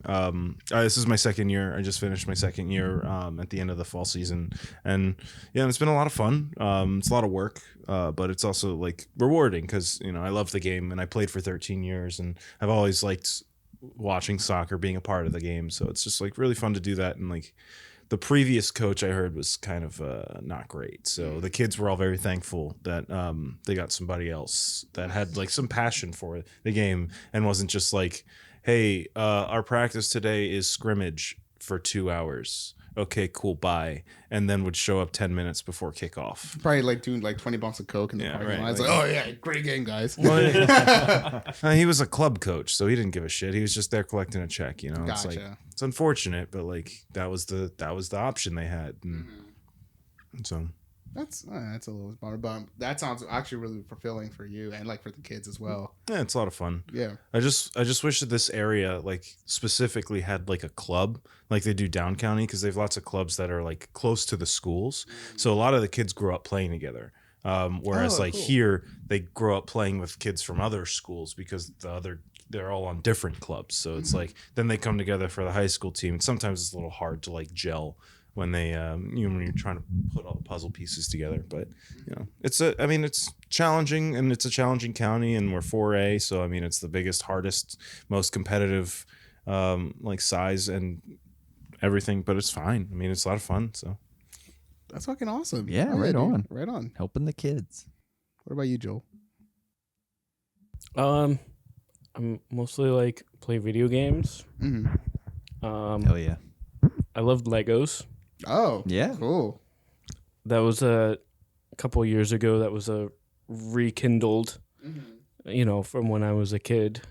Now I have too many of them and not enough space. Don't know how it happened. I blinked and they are just everywhere. Oh no. Oh, no. No, not another one. Oh no, not another one. Oops. I tripped, fell yeah. into my car. Don't know how that happened. Oh man. So like what kind of rekindled it for you? I don't really know specifically. I think I might have been a little drunk Oh nice. at the time. That's purchases. were you drinking some water? No. I see a correlation. Maybe afterwards. Is that beer? Is water? No, it's something that I loved when I was a kid. And then every once in a while, over the last like 5 or 6 years, I would like randomly buy one, but then wouldn't really think about it much more after that. And then something just like sparked and then I went a little crazy.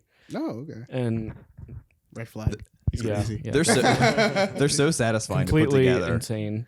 But it's like- just fun. And their instructions have gotten better, and now they have that little tool that comes with it to help like break apart Yeah. Yeah, they've gotten so much better with it. Well, and like they're so much cooler now than when I was like 9. They have crazy stuff Yeah, now. it's wild. Yeah, I haven't like put a Lego together in years. Whole, like, model replicas it's of a whole stuff. different world now. Yeah. So my jam is the Star Wars ones. Yeah. I have a lot of them. On my desk at work, I've got a bonsai tree, Yeah, and then I these have the like bonsai tree. miniature architecture things, like Yeah, San the skylines. Francisco and stuff Yeah, like that. Just I like different cities. I like those too. I have the San Fran one. I have 6 or 7 of those. Yeah. Those are fun. I had the Space cute. Needle and then I lost it Oh, in a no. move. I don't know what happened Picture to it. perfect. Yeah. Aw, The snuggle buddy. the botanicals are kind of fun too. Yeah. I have a couple of those, but the Star Wars ones are my jam. It's like picture perfect. Aw. It's a perfect fit. Yeah, that's a squeezing good right Christmas in. card. The next one that I have to work on is the Ultimate Collector Series Millennium Falcon. Oh. Oh, wait, so is that like kind of like this fucking thing? Yeah, it's fucking gigantic. Jesus I Christ, actually dude. bought it like 7 or 8 months ago, right? But I don't have anywhere to put it because it's like 3 feet long. And I finally have somewhere that I think I can put it. Just sell your So, bed. When Just sell your bag. Like, that's all I got, pal. when I was younger, way back, I think this was like 2001. My parents and I just moved to Maryland, and as a gift, I got this big Star Destroyer, and it was like huge, like real like collector's thing. And I had just finished building it with my dad, and there was this cul-de-sac across the street, and this one kid came over one day and he saw it and he was like, "Can I pick that up?" And before any of us could say no, he just picked it up and just dropped it. And we didn't take a picture of it or anything. no. We didn't have anything to preserve it. And I just didn't have the heart to rebuild it. It was like just too many pieces. It was Yeah. just heartbreaking. Well, because I have the newer Star Destroyer too. It's like 5,000 pieces or something. It took me It's like insane. yeah. Yeah. It took me like 3 weeks to build it, off and on. It was like a summer project. Yeah, for my and dad and it's I. massive. So it's just fun. Also, I have a ton of like just loose shit, and I have been selling those on the internet. What do you mean by loose shit? It's like a marketplace for Lego bricks, Oh, okay. and so I like, thought you were talking about like literal loose feces. Just selling that.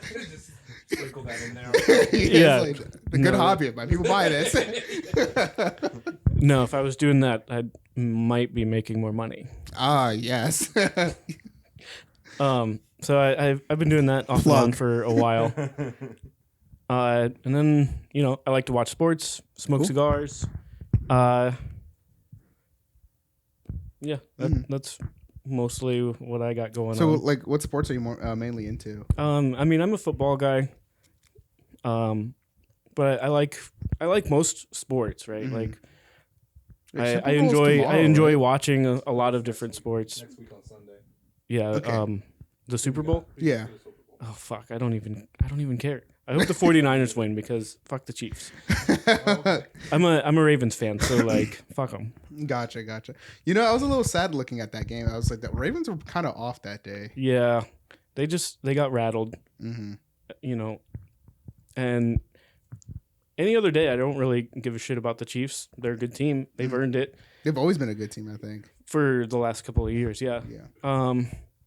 But whenever they come to town and this is the biggest game Baltimore's had in a long time. AFC Championship in Baltimore. Never happened before. And then they go and shit the bed. They let Kansas City rattle them, got in their heads, got away from their game, and it was They'll fucking be rad. promising and then joke. Yeah, like you can tell which team has been there before and acts and plays like they belong there. Mm-hmm. So, it was disappointing. I wasn't real thrilled about that, but, it's the way it goes. Gotcha. I like watching hockey. I Pucks to actually, nets, boys. What'd you say? Pucks to nets. Oh, yeah. Yes. I actually kind of like watching golf sometimes. Really? Like, I know it's sometimes kind of a boring sport, but like once I learned more about it, It's really not. but it's it really is. not. It's not as boring as it like seems like. Once I understood a little bit more of how it was played, I've never even played golf before in my life. Did you got into it because of Top Golf? No. No, I You hesitated. yeah, Top Golf is fun. A lot of people that I like work with play golf. A lot of people that I know from like the local cigar store that I go to all play golf. So like I've watched a lot of it just because it's on when I'm there. So once I kind of learned a little bit more about it, I was like, hey, this is actually kind of interesting. But yeah, like I'll watch pretty much any sport. Baseball is cool. I'll maybe watch a few games a year, but like it's still fun. Agree. And then the Olympics are coming up this summer. Definitely gonna watch some of that. Oh, cool. You plan to watch the Olympics? That's a thing you do. Yeah, I dude. mean, I guess it doesn't come around often. Right, So it's like like it's only every couple of 4 years. years. Like, Yeah. Taking a photo of that dog. you know, it's just yeah. I don't know. It's just kind of fun. I like the Winter Olympics. Yeah, the Winter Olympics Those- are yeah. definitely the better of the two. Yeah. I think. Curling. Curling all the day. time. Come on, fuck All me day. up, curling. Let's go. Like just a lot of like the extreme sports are more prevalent. The stuff where they in just go winter. down this steep slope and then just launch off a jump Right, is like never. It's giant always ramps amazing and to stuff. me. Like, Yeah. it's just wild. It's like how do you even practice that? Yeah. That's cool, man. Carefully. Very carefully. So I don't know. And I won't watch a ton of it, but there's certain things that I will try and watch while it's going on. I watched some of the Tour de France in the summer. Oh, with the bikes? Yeah, that was actually pretty interesting. Their calves are on another level, man. Yeah, it's wild, especially like in the mountains and shit. Like Jesus Christ. Like I thought I had good calves. Like after I go to the gym, I work on legs, and I'll be like, yeah, that's right, yeah. But then I see them, and like they're throbbing. Yeah, They're like it's just pretty cool. Like it's some extreme endurance. absolutely, man. And it's just kind of impressive. Like I don't fully understand like the strategy or even the rules, but like I thought also it was don't just care. go. It's just kind of like it's definitely interesting. Mm.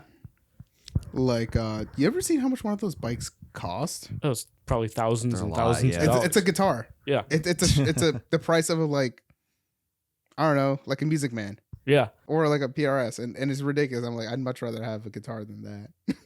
You mean you don't like suffering for hundreds of miles at a time on a bicycle? I can't say I've tried. For your art. So you don't know. I'm not sure if I do or not. I'm open to it. What you got? Be next hobbies. Yeah. That I have. Hobbies and stuff that you're passionate about. I mean, video games. I mean, specifically, I'd say probably fighting games, I guess. And then, I mean, right now, I'm really just passionate about building up my YouTube channel, I guess. I've just been making, like I was telling you guys, I've been making just skits and really just talking about Mortal Kombat because it's been shitting the bed like terribly this cycle. But What's your channel called? a slice of beef lasagna, all one word. Slice of beef I'll add lasagna. that to I the like description too. Yeah.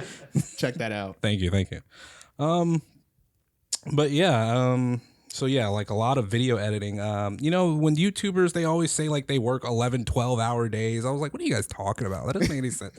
But after working on one video, I was like 6 hours a night just trying to get it done. It's a lot of work, but it's very Yeah. it touches that like creativity part in my brain. So It is really fun. I have a video I'm going to put out next week on my personal channel.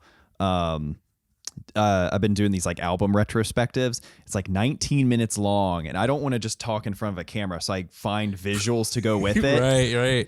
I didn't keep track of it. I think it was probably, I want to say 60 hours worth of editing or something, and I just finally finished it, and it was like lots of times where I was just like, I don't want to do this.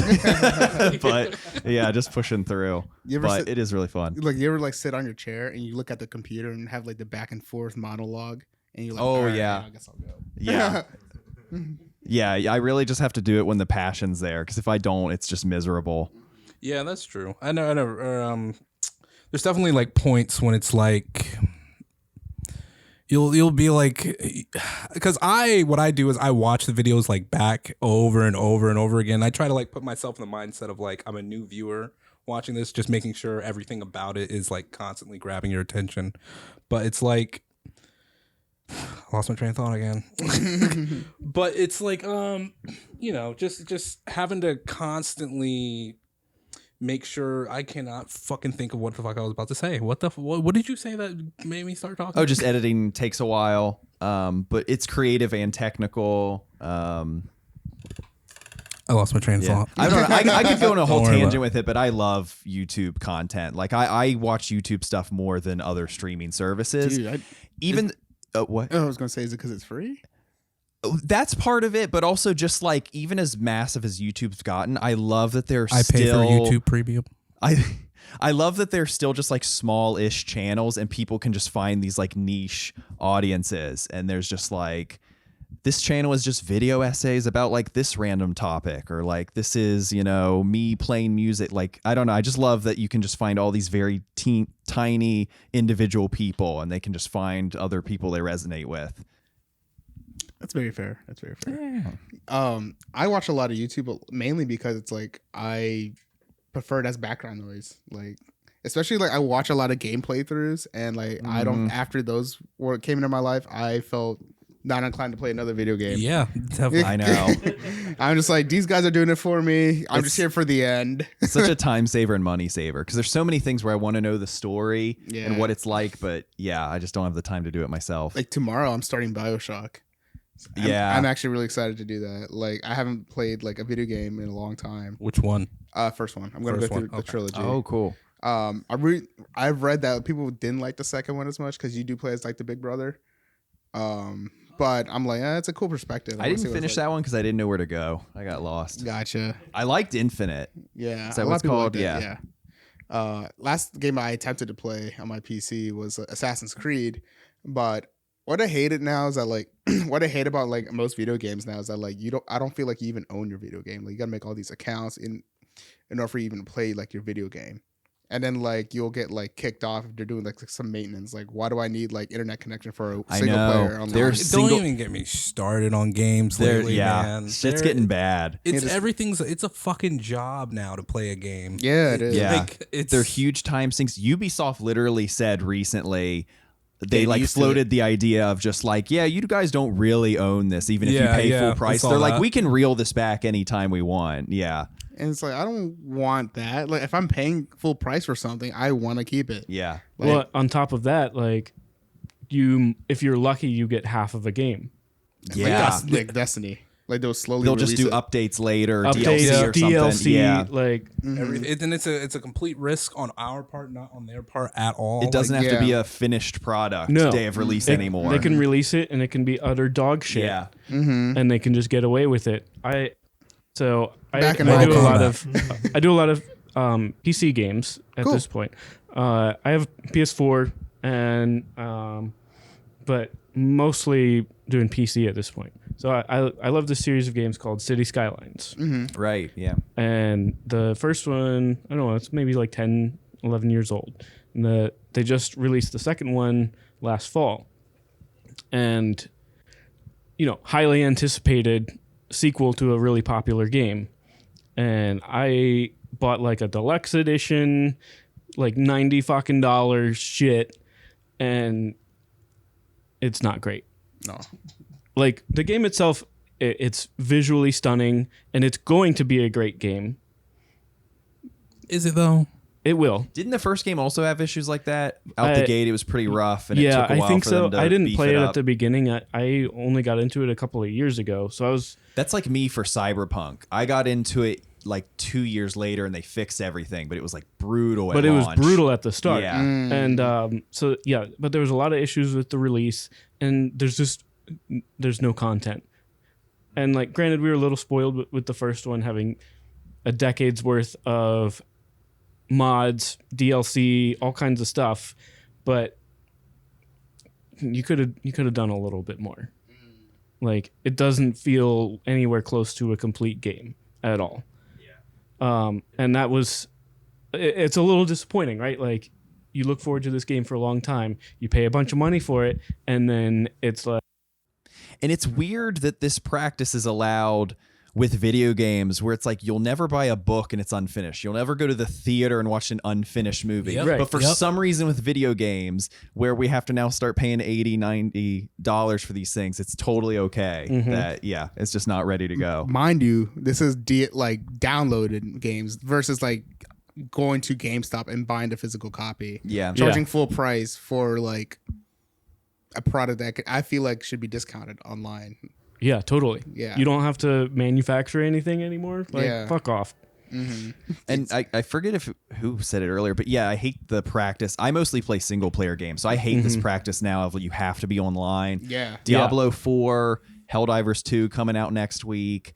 And I play PlayStation, recently got PC, but like on PlayStation, it's like, okay, I have to get the PlayStation subscription to even have access to online. So I'm like doubly paying just to pay this single player thing. I'm just going to play alone on my own time. Yeah. It almost makes it worth it to get a PC because no one's going to charge you for the internet that you already paid for. Not yet. Not yet, yeah. Don't give them ideas. Yeah. You got to have an Epic Games subscription, and then you are able to buy. Jesus. But yeah, like I was really looking forward to that game, and I'm still playing it. It's going to be a great game once it kind of gets to the level of. Is it though? It will. I don't trust them no more. I don't trust none of these companies no more. No, I know what you mean. Like the groundwork is there for it to be a great game. It's just a little annoying that we didn't get a finished game. Yeah. Just play Baldur's Gate. Yep. Yeah. I've been harassed on like trying to get that game, but I just refuse to. I'm just too lazy. Yeah. I also play a lot of like old school games. Oh, cool. Like the old Command and Conquer series. That's my jam. Ooh. The remastered versions are on Steam. Love it. I was playing 3 recently. I was getting back into that. That was always my favorite. Yeah. Tiberium Wars. Yeah. That's it's a great series. A lot of nostalgia, I guess. I played that when I was like Definitely. 8. Yeah. But like the remastered version is pretty great. And it has all the original title and like Red Alert 2. All the expansions and all of that. So I spent a lot of time with that. EA's damn gaming hub thing. What is that? EA What so is it? much. Origin still? Give me Skate 4. No, it Didn't changed. they get rid of Origin? They got rid of Origin to put you to a new thing that's worse and barely functional. Yeah. Age of Empires is another one. Wait. Like the cell phone game? No, Age of Empires, man. Age of Empires 4. Keep up, man. 3.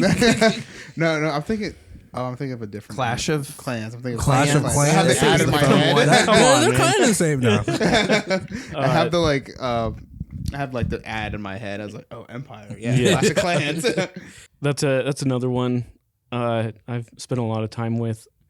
We got all 4 titles in my library. I don't know, just a bunch of random shit. Am I the only one that's noticed like a lot of like UK bands popping off lately?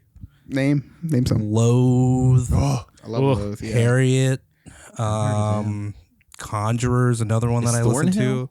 Thornhill is Australia. okay. Not. And They're there's Aussies. one more, Ithaca.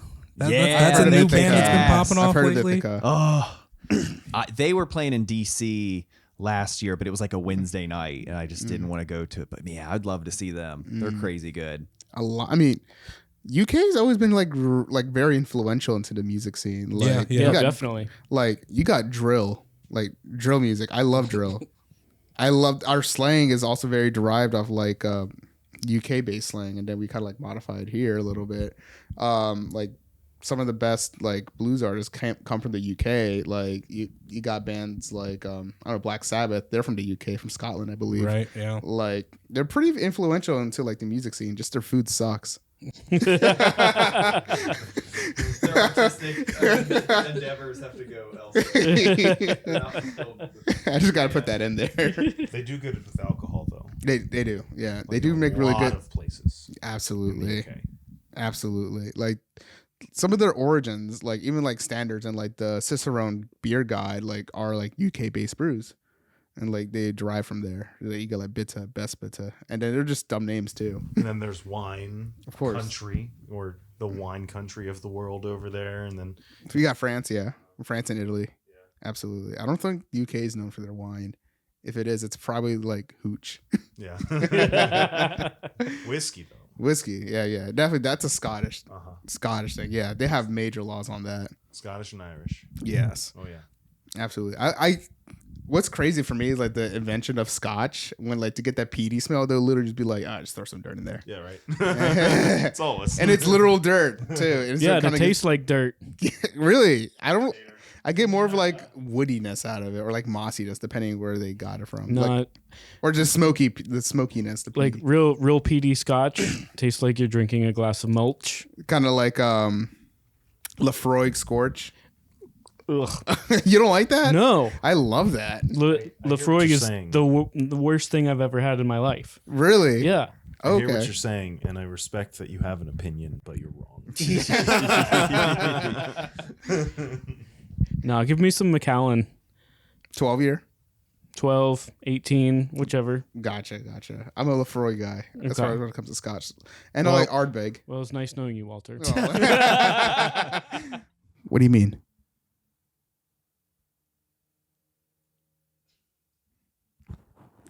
What do you Nothing. mean? Just Keep drinking the water. just don't check your tire pressure. It's already low.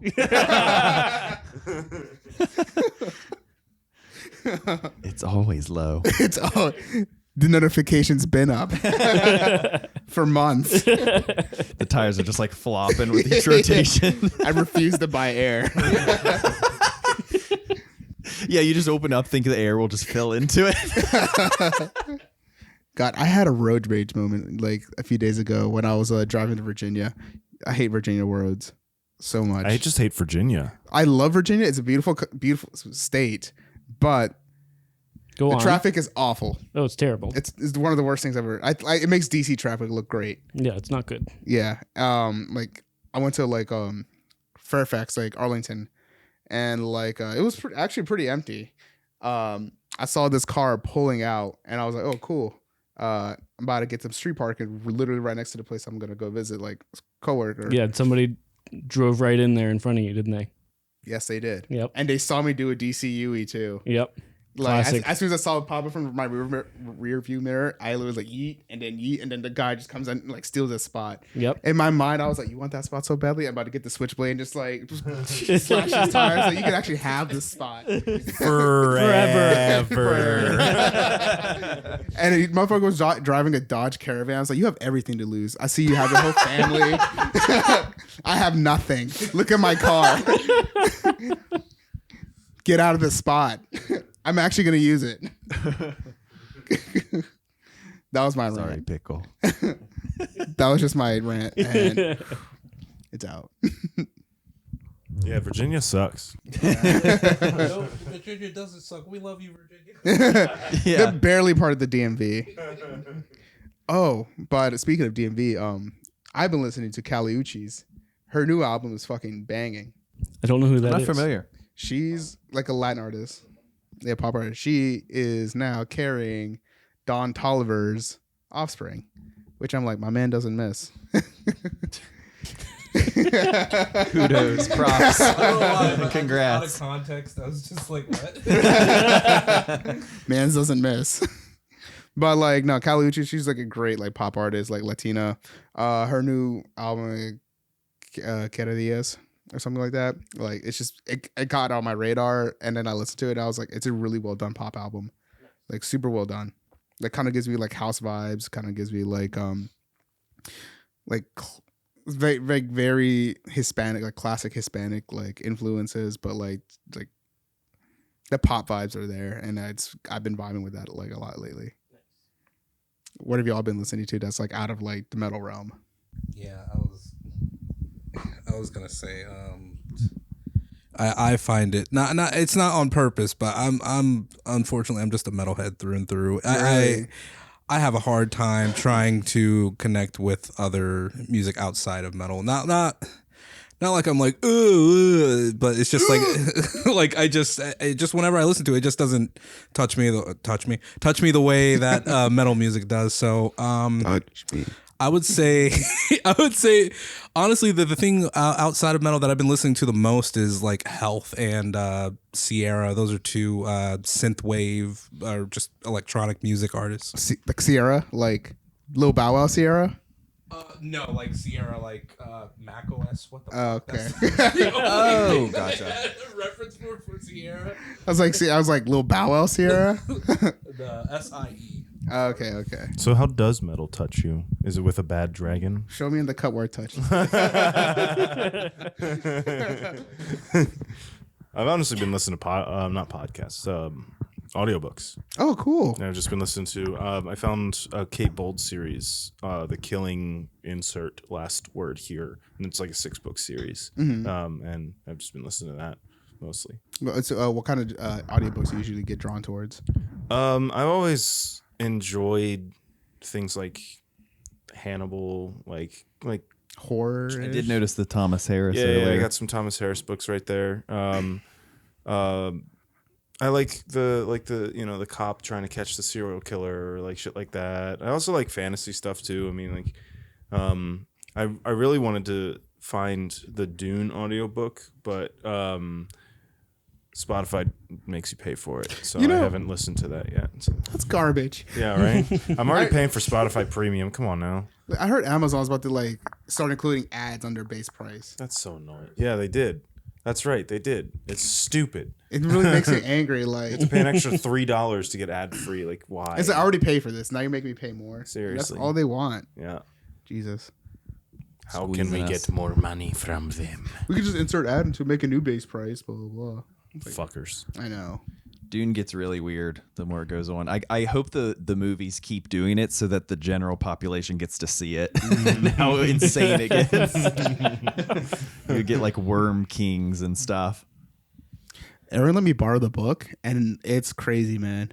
I'm like halfway through. The first one's the best one, and then the rest of it, I don't know. It kind of gets harder to recommend.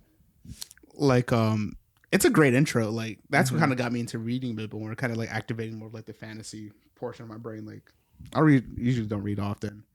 I'm a caveman. That's a hell of a thing to dive into. Like, I look at pictures and it's like, ooh, funny.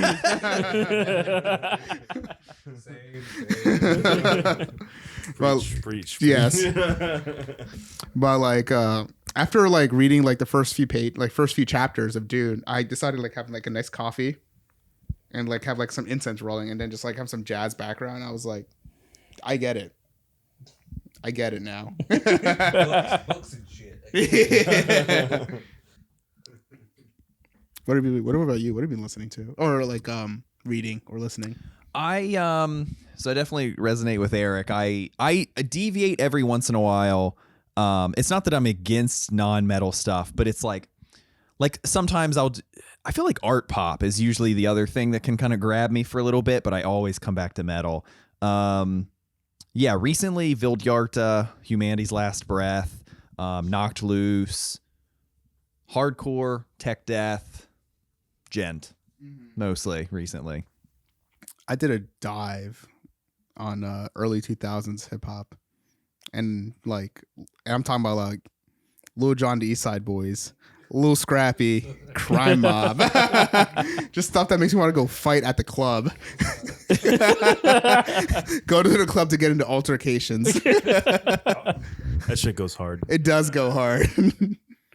But like it's also kind of like nostalgic too, because like I remember listening to those records like on my like CD player, anti-skip, by the way. Anti-skip CD player. Of course.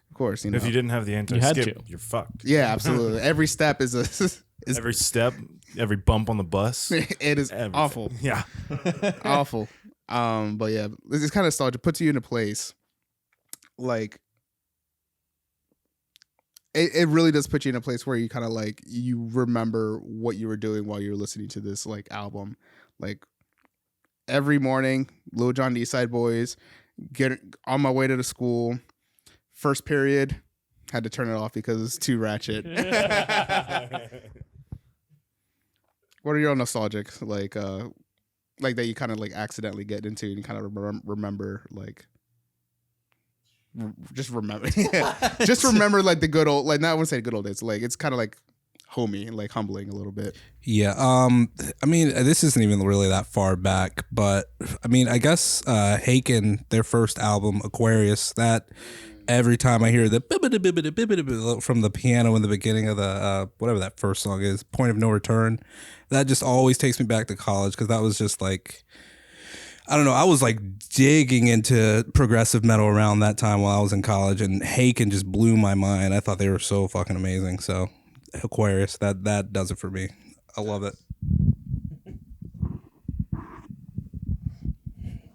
I don't even know if I have anything like that. You don't? I don't know. Things you revisit, old favorites. I haven't really listened to a lot of like older stuff. Interesting. Lately. Like, especially like last year, right? I spent a lot of time putting that tour together, and all I was listening to was bands from all these cities that I'm trying to go play at, and trying to like get all that sorted out. And I almost didn't touch anything like in my catalog other than that, because like that took so much of my time and focus to like figure that out. And then I just like didn't listen to music for like 4 months. Really? Like nothing spatial audio or anything? Hardly anything. Like driving around in my car a little bit because it would just pop on when I would go somewhere, but I really made almost no effort to listen to much of anything. Really? And it wasn't even like on purpose. I just was not doing it. That's crazy. It sounds like you were like in a way different mindset at the time. Like obviously like setting up tours and everything, but like it's almost like you want to be disassociated from it. Kind of, yeah. Right, yeah. And that was mostly like when we came home from tour, I was like, I'm so sick of music right now. I want to do anything but music right now for a little bit. And that's kind of starting to change, but you kind of get into something and it's hard to get out of it sometimes. Is there ever a low point that you felt like music was kind of hurting you? Not really. I just needed a break a little bit. It took so much of my time and energy focusing on the tour that when everything was said and done and I was back home, it was just like this weight off my shoulder to just almost disassociate from music for a little bit. Yeah, feel that. Because that was so much of my time and effort, and then I was like, this actually feels kind of good right now. And like that was never gonna be a permanent thing. Like, of course, I'm not gonna just stop listening to music, but like it was kind of a nice break. A reprieve. Yeah. Like Big word. we yeah, honestly, like we really didn't do much with the band for a while. Like we did shows here and there, which was fine. It was cool. But I think we've practiced like 2 times since we've been home from tour. Wow. And so we're going to try and change that coming up. Yeah. We need to. Schedules are tough, man. And then like once you get out of the habit of something, it's hard to get back into it too. So then you get used to having some of that time that you didn't have before. But yeah, I think, going further into this year, we'll be back at it more than we have been. Can I say one thing real quick? Yeah. This dog is sleeping like a grown fucking man. I was hearing that. That's unreal. Fucking snoring and everything. He snores like he pays rent.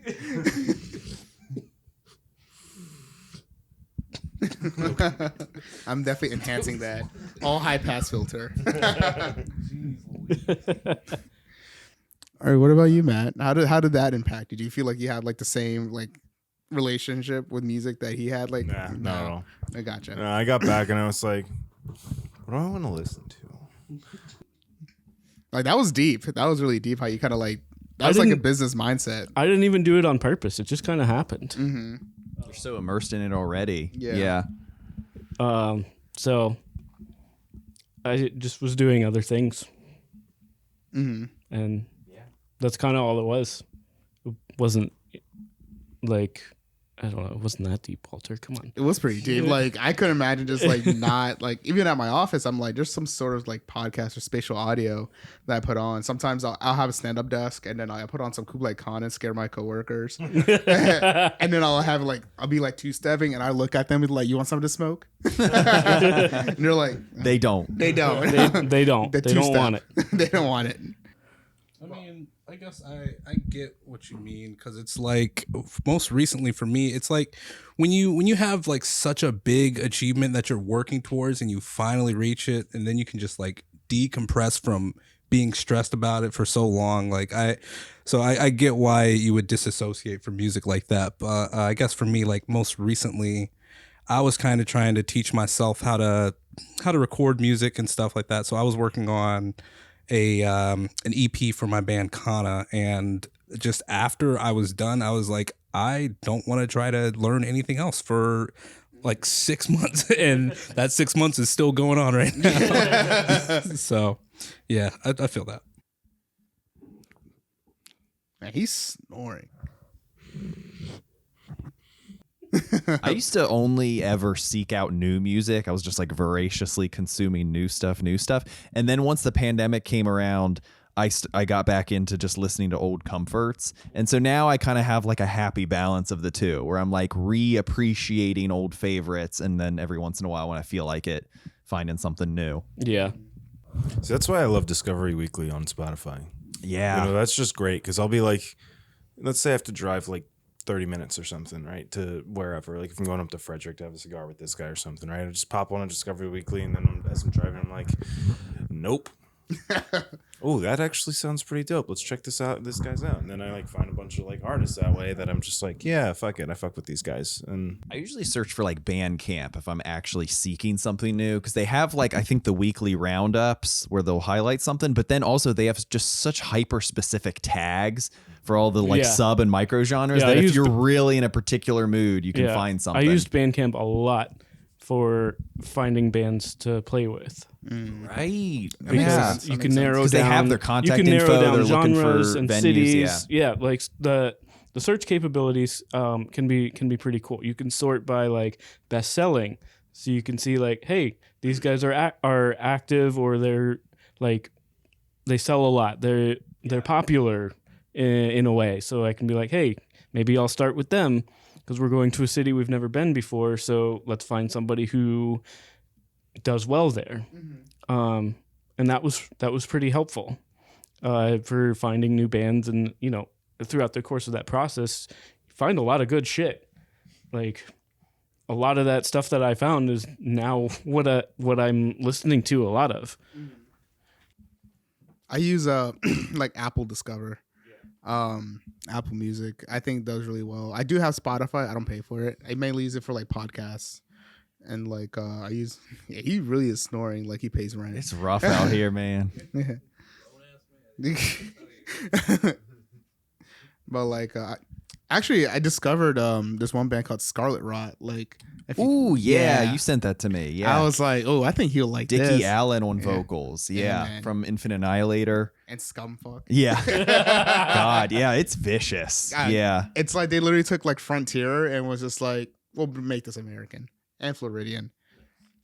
Yeah, I said after listening to that, and then there was some other newer band I listened to, I mentioned to Walter, like it feels like newer metal bands or current metal bands are like just really throwing shit at the wall and just like doing the most, trying to really just make like psycho music and figure out like what the new heavy is. God, yes. Like they're just incorporating glitch and noise and It's just like so trying to be good. just awful sounding in a way, just like going crazy. Like the new Rings of Saturn, like it needs vocals. That's my only Yeah, that qualm wasn't too with good. It was good, but I need the vocalist back on. You know, like it's written like it needs to have vocals. The first Alluvial record was great. I didn't think it really need vocals, but the way it's structured, it sometimes you can tell a song it requires vocals the way it's like structured, like intro verse chorus. I liked that album instrumentally because there's not enough just sort of like death metal or tech death that is instrumental. So yeah, I really liked that sound. Can we talk about Alluvial? Yeah. All right, sure. No, I'm just. You sound like you want to roast them. Are we in the hot take segment? I'm really trying to not throw shade at Ooh. people, but I just like Spicy. I've seen Alluvial maybe 2 or 3 times now, and for some reason they just don't vibe with the crowd as far as I'm concerned. Like I just have not seen that from them for some reason, and I can see it like on the vocalist's face. He's like kind of like trying to figure like why aren't people like grooving with this, and it sucks because their newest album is like Sarcoma. That's like actually a really fucking good album, but for some reason seeing it live, I'm just kind of like, okay. I think we've seen them twice, and I feel like I've noticed that too, especially the last time at Ram's Head. Yeah, yeah. Like I feel so bad because like I said, I really like all those songs, but this is probably what I know. I think the people who are in the crowd listening to them are either being exposed to it for the first time or nerds.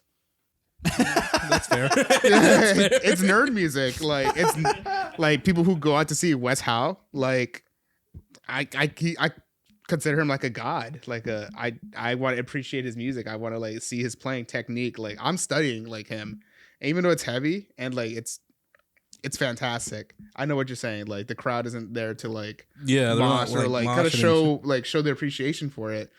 But I think most of the people are there like either like, oh, this band's sick, or it's just like, there's my guitar god. I want to study him. Because last we saw them, they opened for Tesseract, so it was a bunch of like prog nerds. We're all there. Yeah. Yep. I passed out. That show was so fun.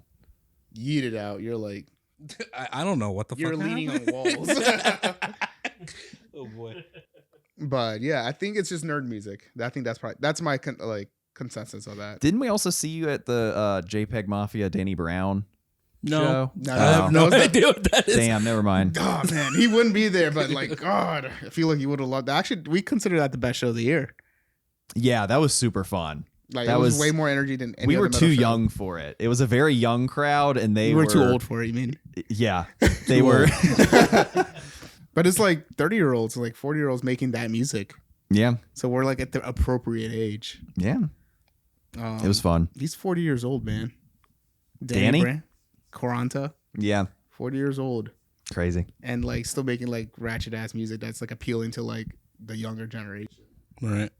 You said something about like metal bands trying to find like what the new heavy is, and it's funny you say that because like I've been recognizing recently my taste. Like when I was younger, I was always trying to find like more and more complex music, but like now recently, like I said, I've been listening to doom metal a lot, which is just really, really laid back, kind of just The opposite of complex. yes, literally. I do get that. And I think that's where it goes. Oh man, I do get that. Like for me, mathcore has been such a huge thing. I love like Dillinger Escape Plan has been one of my all-time favorites, and so I was always just like jazzy, spasmodic, zany stuff. But yeah, recently I am kind of more interested in like atmosphere, storytelling. If I'm kind of digging into the lyrics and stuff. Yeah, I went through a little bit of a doom metal thing, and it is very atmospheric. Same with black metal, very more like about the world it's creating. Yeah. I hate black metal. We don't mince words here. I was about to say you could switch out metal with a different word. Yeah, I don't really like black metal either. I hate black coding. No, to me, black metal is it just doesn't vibe with me. Even though it's like it'll be like the most like shrilling winter. And I'll put it on, like, just see if anything happens to me, trying to see, like, what are these guys talking about? I don't feel it. I just don't feel it. But I did watch this documentary on, like, people making black metal. And, like, there's just one guy that kind of, like, stuck out to me. This Australian dude, just, like, living in, like, some, like, farm or whatever. And then he would go out at night with, like, his, like, shitty ass recording equipment and just like yell out in the sky. And I'm just like, that's sick. And he'll do like the fucking like black metal screech or whatever, and I'll just look at it like, dumbass. Like it's not even good. But like I know it's purposely not made to be good, and like the audio quality is like purposely really shitty. DIY is very like part of the sound. Yeah. But I'm and also the like, lifestyle also. Like yeah. But I'm also like, it's 2024. Like you can like make it audible. I'm not gonna struggle listening to music. Like Marduk. I actually it took me for a little bit to listen to Marduk, but like I think they're pretty good. Yeah, I guess it's just like a sort of subculture thing. It's like intentionally trying to be off-putting to kind of just keep people out. Yeah, Yeah, it's like if you don't like this, counterculture. it's not meant for you. Yeah, Exactly. But like I don't know, it's like I guess like as far as metal, I definitely see myself more as like a pop, like jazz like dude. Like I really love the way those like kind of coexist with each other, and they go well with each other, and they also go well with metal. Metal's also like my take on it is like you could just dump anything into it, it'll probably sound good, like any genre. You got Chicken Picking from like Revocation when Dave Davidson put out like some EP or whatever. Then you got jazz, and then you got blues like Rivers of Nile, and they got the saxophone incorporated. You got Zenith Passage, Faceless. Like it's just kind of like a dump to like put all your inspirations in together. And it's probably gonna sound good, done well. And I feel like even going back to the whole complexity thing, I feel like progressive metal has kind of been like the standard lately, or am I just crazy? Am I just listening to too much progressive metal? I mean, to me, it feels like it because that's always been one of my favorite things. Right. So I'm always like in that world. But yeah, it does feel like a lot of bands there have been flourishing. Yeah, just being more complex, not really sticking to like, I guess, just because I guess like back when we were growing up, it was more like fucking. The only thing I can think of off the top of my head is Trapped right now. Hell yeah. Fucking Headstrong, like I guess like that was like the definition of like metal, I guess, quote unquote, to me. Well, I mean, we also had Avenged Sevenfold and Lamb of God. Avenged Sevenfold, Lamb of God, yeah. Disturbed, like. But even those bands, they aren't as technical as I feel like, in my personal opinion, most bands are nowadays. Oh yeah, no, definitely not. I mean, Lamb of God stuff isn't technical; it's just heavy as shit. It's heavy, but they also have the groove groovy. element to it. Oh yeah, It is fun. They were a favorite for years. Oh yeah. yeah, 100%. But then you started getting the influences from like Animals as Leaders coming in and being like, "Hey, look at all of the things I can do with a guitar," and everyone's like, "Ooh, I should learn how to do some of those things with a guitar." And then you get like, I mean, even. I'd say even Periphery was like a step more into the technical metal side than like from like Lamb of God and like the big bands like that, like. And just with the internet now, it's like not even just the bands that are touring, but just like random creators and people just like you can pull from so many influences now, and everyone's just like, oh, you can do that? Okay, I'll implement that now. And so there's just been like a faster kind of step up of yeah, true. Just I guess the information travels fast or whatever. What Buried Alive is what I'm thinking of when you said internet people. Reflections, old Reflection guitars. Yeah, there you go. Yeah. They're coming soon, I think. Oh, yeah, I love reflection. but yeah, I mean, it makes sense. Progressive metal would be sort of on the cutting edge. It's just like they've always been open-minded to implementing stuff. It's just like if anything goes, then yeah, you'll figure out stuff that works. Absolutely, and you start like finding your sound. You don't pigeonhole yourself. That's what I was trying to say. But then you also kind of like hone in. Like, I guess for like a listener, like I kind of hone in like, oh, this sounds very classical. Like metal is like very tied with neoclassical. Like that shit is awesome. It's very awesome. Just works really well. But then like I don't know, the Faceless was kind of like my first like eye-opening experience where I was like, you can put saxophone in metal, and I was like, I was intrigued. I was like, I see there's something cooking here, and it's really good. And it's just like you can even put like indie, like spatial audio sounds, like just like waves of sound, and it will just probably like create atmosphere for like the sound that you want to make in like your song. That's my take on it. I don't know if you find yourselves like within that realm. How's everybody feel about power metal? I hate it. Yeah, I really liked it. Yeah. Too cheesy. Yeah, right. I went through a phase in high school where I listened to a shit ton of Camelot, and then I realized that there were better things. I grew up. Yeah. Yeah. I'm trying to think of any cringy thing I was into for a bit. I was into dubstep pretty hard for a while. Me too. Dubstep. Crazy Frog. Anybody? Me? Only me? Actually, no. Do you remember Big Chocolate? Oh, what is that? I think so. Yeah. The DJ? Yeah. Big Okay, Chocolate, yeah. Big Chocolate, and then also that was the same guy on Impending Doom, I think. Oh.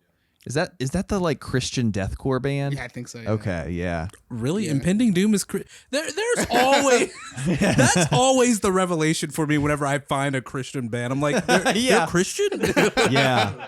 All the time. Satan choking on massive fat dong. Fucking Flyleaf. I didn't know they were Christian for the longest time. Huh. That is actually when I found out they were Christian. I stopped listening to them. I don't want to be that guy, but I was like, nope. and my friend, he had a huge thing for Skillet. I mean, Skillet. I think Skillet's like they're fine, but yeah, I didn't. I didn't know they were Christian for the longest time too. Yeah, well, it's funny because I listened to Skillet when I was actually a child, Oh wow. like cassette tape. I think it was probably my older brothers, but yeah, their debut album in like 1996 or whatever. That was my jam. That's still a good album, but like, not much else from them has been good. And now their singer guy is like a conspiracy theory lunatic. Like Trapped Fun. also. Yeah, Yeah. like, but like even worse. Even worse than the guy from Trapped. Yeah. Wait, there's levels? I mean, I don't know. Facebook shut down. Yeah. Yeah. Like when I saw it, like the vocals of Trapped doing his thing, I was like, I just wanted the popcorn, just like just keep watching this. Like, Yeah, watch it was pretty unhinged.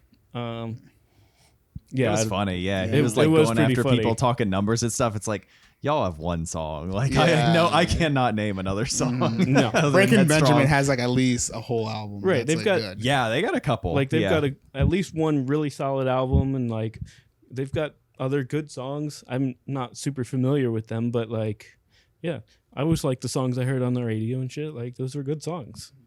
Switchfoot is actually a really good Christian band. Actually, Yeah, yeah. I know actually them. kind of like I fuck with them. But like Flyleaf, like immediately I was like, it sounded so heavy at first, and then she went into that clean sing, and I was like, why does it sound like really shitty? And then like did a little research, like, oh, they're a Christian band. Immediately I was like, I'll take them off my iTunes. But Devil Wears Prada, I really like Devil Wears Prada. They were really Yeah, good. When August they were Burns Red. Yeah, Yeah, yeah. August Burns Red. That was my jam back in the day. I couldn't get into them. No, No, Yeah. I tried. their first couple albums are just fucking bangers. Mm-hmm. And then I don't know, like their like fourth album on, they've just written the same album since. Yeah. Oh, wow. Yeah. It's I check it out each time and it's like fine, but then I never go Right, back like to it. it's never been like bad, right? They just figured out a formula that works. Yeah, And just have and they not just deviated. write the same album over and over again. Yeah. Kind of like Lamb of God a little Yeah, bit. a little bit, but like it works for them. Lamb of so God had good a for good them. stride there for a while. They did. Yeah. They Yeah. had some really cool albums in there for a little bit. Mhm. Sacrament. Ooh, man. I feel like bands it gets to a point to like, especially like when it's clear that they're doing it like, you know, it's their day job that they do music, and they start just like releasing bands like or releasing albums like every 2 years, that they start to just become stale. Like that happened with Trivium for me, that I can really think of, and I think there's a lot of Roadrunner Records bands. Korn's another one that kind of did that. It really sucks seeing a band when they have to just churn out music for the sake of churning out music, and quality just dwindles. Yeah, lose the spark. Yeah, it's just not as inspired. And it's hard too. It's just hard doing it on a timetable. Like usually the debut albums are crazy because it's like no one knows them. They got something to prove, and they could have put like 7 years into it or something. And then all of a sudden they expect you to put something out in a year or two, and it's just there's not nearly enough time to put that same time and polish in. That's why I like the Shrek soundtrack so much. Banger after banger. Rest in peace, Smash Mouth. Yeah. Go. Now we're talking. All the rest of this has been bullshit. Oh. Oh, he's like, no. No, you He's can't. like the girl, the clingy girlfriend. Oh. He's There like, you actually, go. Not at all. Well, I have. This is my. I think got this is one my more? favorite. This is my last question. okay, let's do it. So, I use this with Modern Fuzz, but I think this is a great like question overall for people. Okay, yeah, dude. what would be an album that y'all could erase from your head but re-listen to the first time again? Oh, like you'd want to re-listen to again? Yeah, but like it's completely erased from your mind. You want that like all moment. Oh, that's easy for me. Human Abstract's Digital Veil. Oh wow, okay. Yeah. That one slaps so fucking hard. I Am Hollywood by He Is Legend. I have to think long and hard about this one. I'm just gonna say whatever comes to my mind first, and right now I'm thinking I'll go with a newer one. I'll go with The Work from Rivers of Nile. That's a really good one. It's so good because I really feel like they like. And that the third one that they did, Where Owls Know My Name, that was awesome. That's when I found out about them. And even that one, I feel like some of the songs on there kind of lose your interest, but The Work, I just all the way through. Like I cannot listen to that album without starting it from the beginning and then going all the way to the end. It's so good. To me, that's Where Owls Know My Name. Like I had to start from beginning to end. Like Yeah. Capricorn, Agricoria, all the way to the end. Part of me does feel like they should have ended Where Owls Know My Name because it's such a like ending song. But like, it's a good song. I'm not mad at their choice. They're the ones who created it. But yeah, I guess like mine was Intronaut, like the last direction of things. That one, when I first heard it, I was like immediately just like mind blown. I binged that album for like days.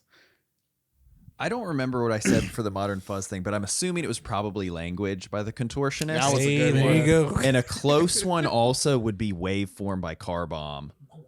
Yeah. I discovered that like at a 3 a.m. internet rabbit hole, and I just like stayed up all night listening to it in one session. It blew my mind. Which one is that? That's the blue one? It's the like yellow and black kind of like optical illusion spiral thing. Okay, yeah. And it got to 2 hours and then it just rolled into a new one. Okay. Yeah, and it's the one where it's not actually called Waveform, it's just the like the little notation thing, but that's just what it's referred to as. Does that one have, I forget the name of the damn sling blade or something like that? The blade, Lower the Blade. Oh, Lower the Blade. I yes. love that song. That song is so good. Oh my god. Yeah. That album's unbelievable. Yeah. And on that note, this has been super fun. This has been great. Yeah, Thank you guys for doing this. Yeah. Thanks for Thank you so much. linking up with us. Yeah. I know it took a lot more time than I thought it was going to. That's all good. It's fine. We're whatever. pretty flexible. Yeah. It happened in the end. We'll plug your old stuff. I'll plug your YouTube channel. Yeah. Check them out, everyone. Listen to Science Penguin. Support local music. They're fucking awesome guys. They were one of the first bands I played with. And we just kept in contact ever since. Fantastic guys. Can't get away from us. You can. You're stuck. Conjoined. You've had the water. You're stuck. Yeah. We're now gonna be we're now part of the hive mind. Yes. It'll take effect tonight. Finally. You'll never be the same. I can't go to work. I'm too deep in the rabbit hole. Boss, join the collective. Join us. Join us. All right. Well, I'm signing off. This has been Walter. This is Brent. See y'all. Oh. Science Penguin. Hey, woo. Goodbye. And Pickle.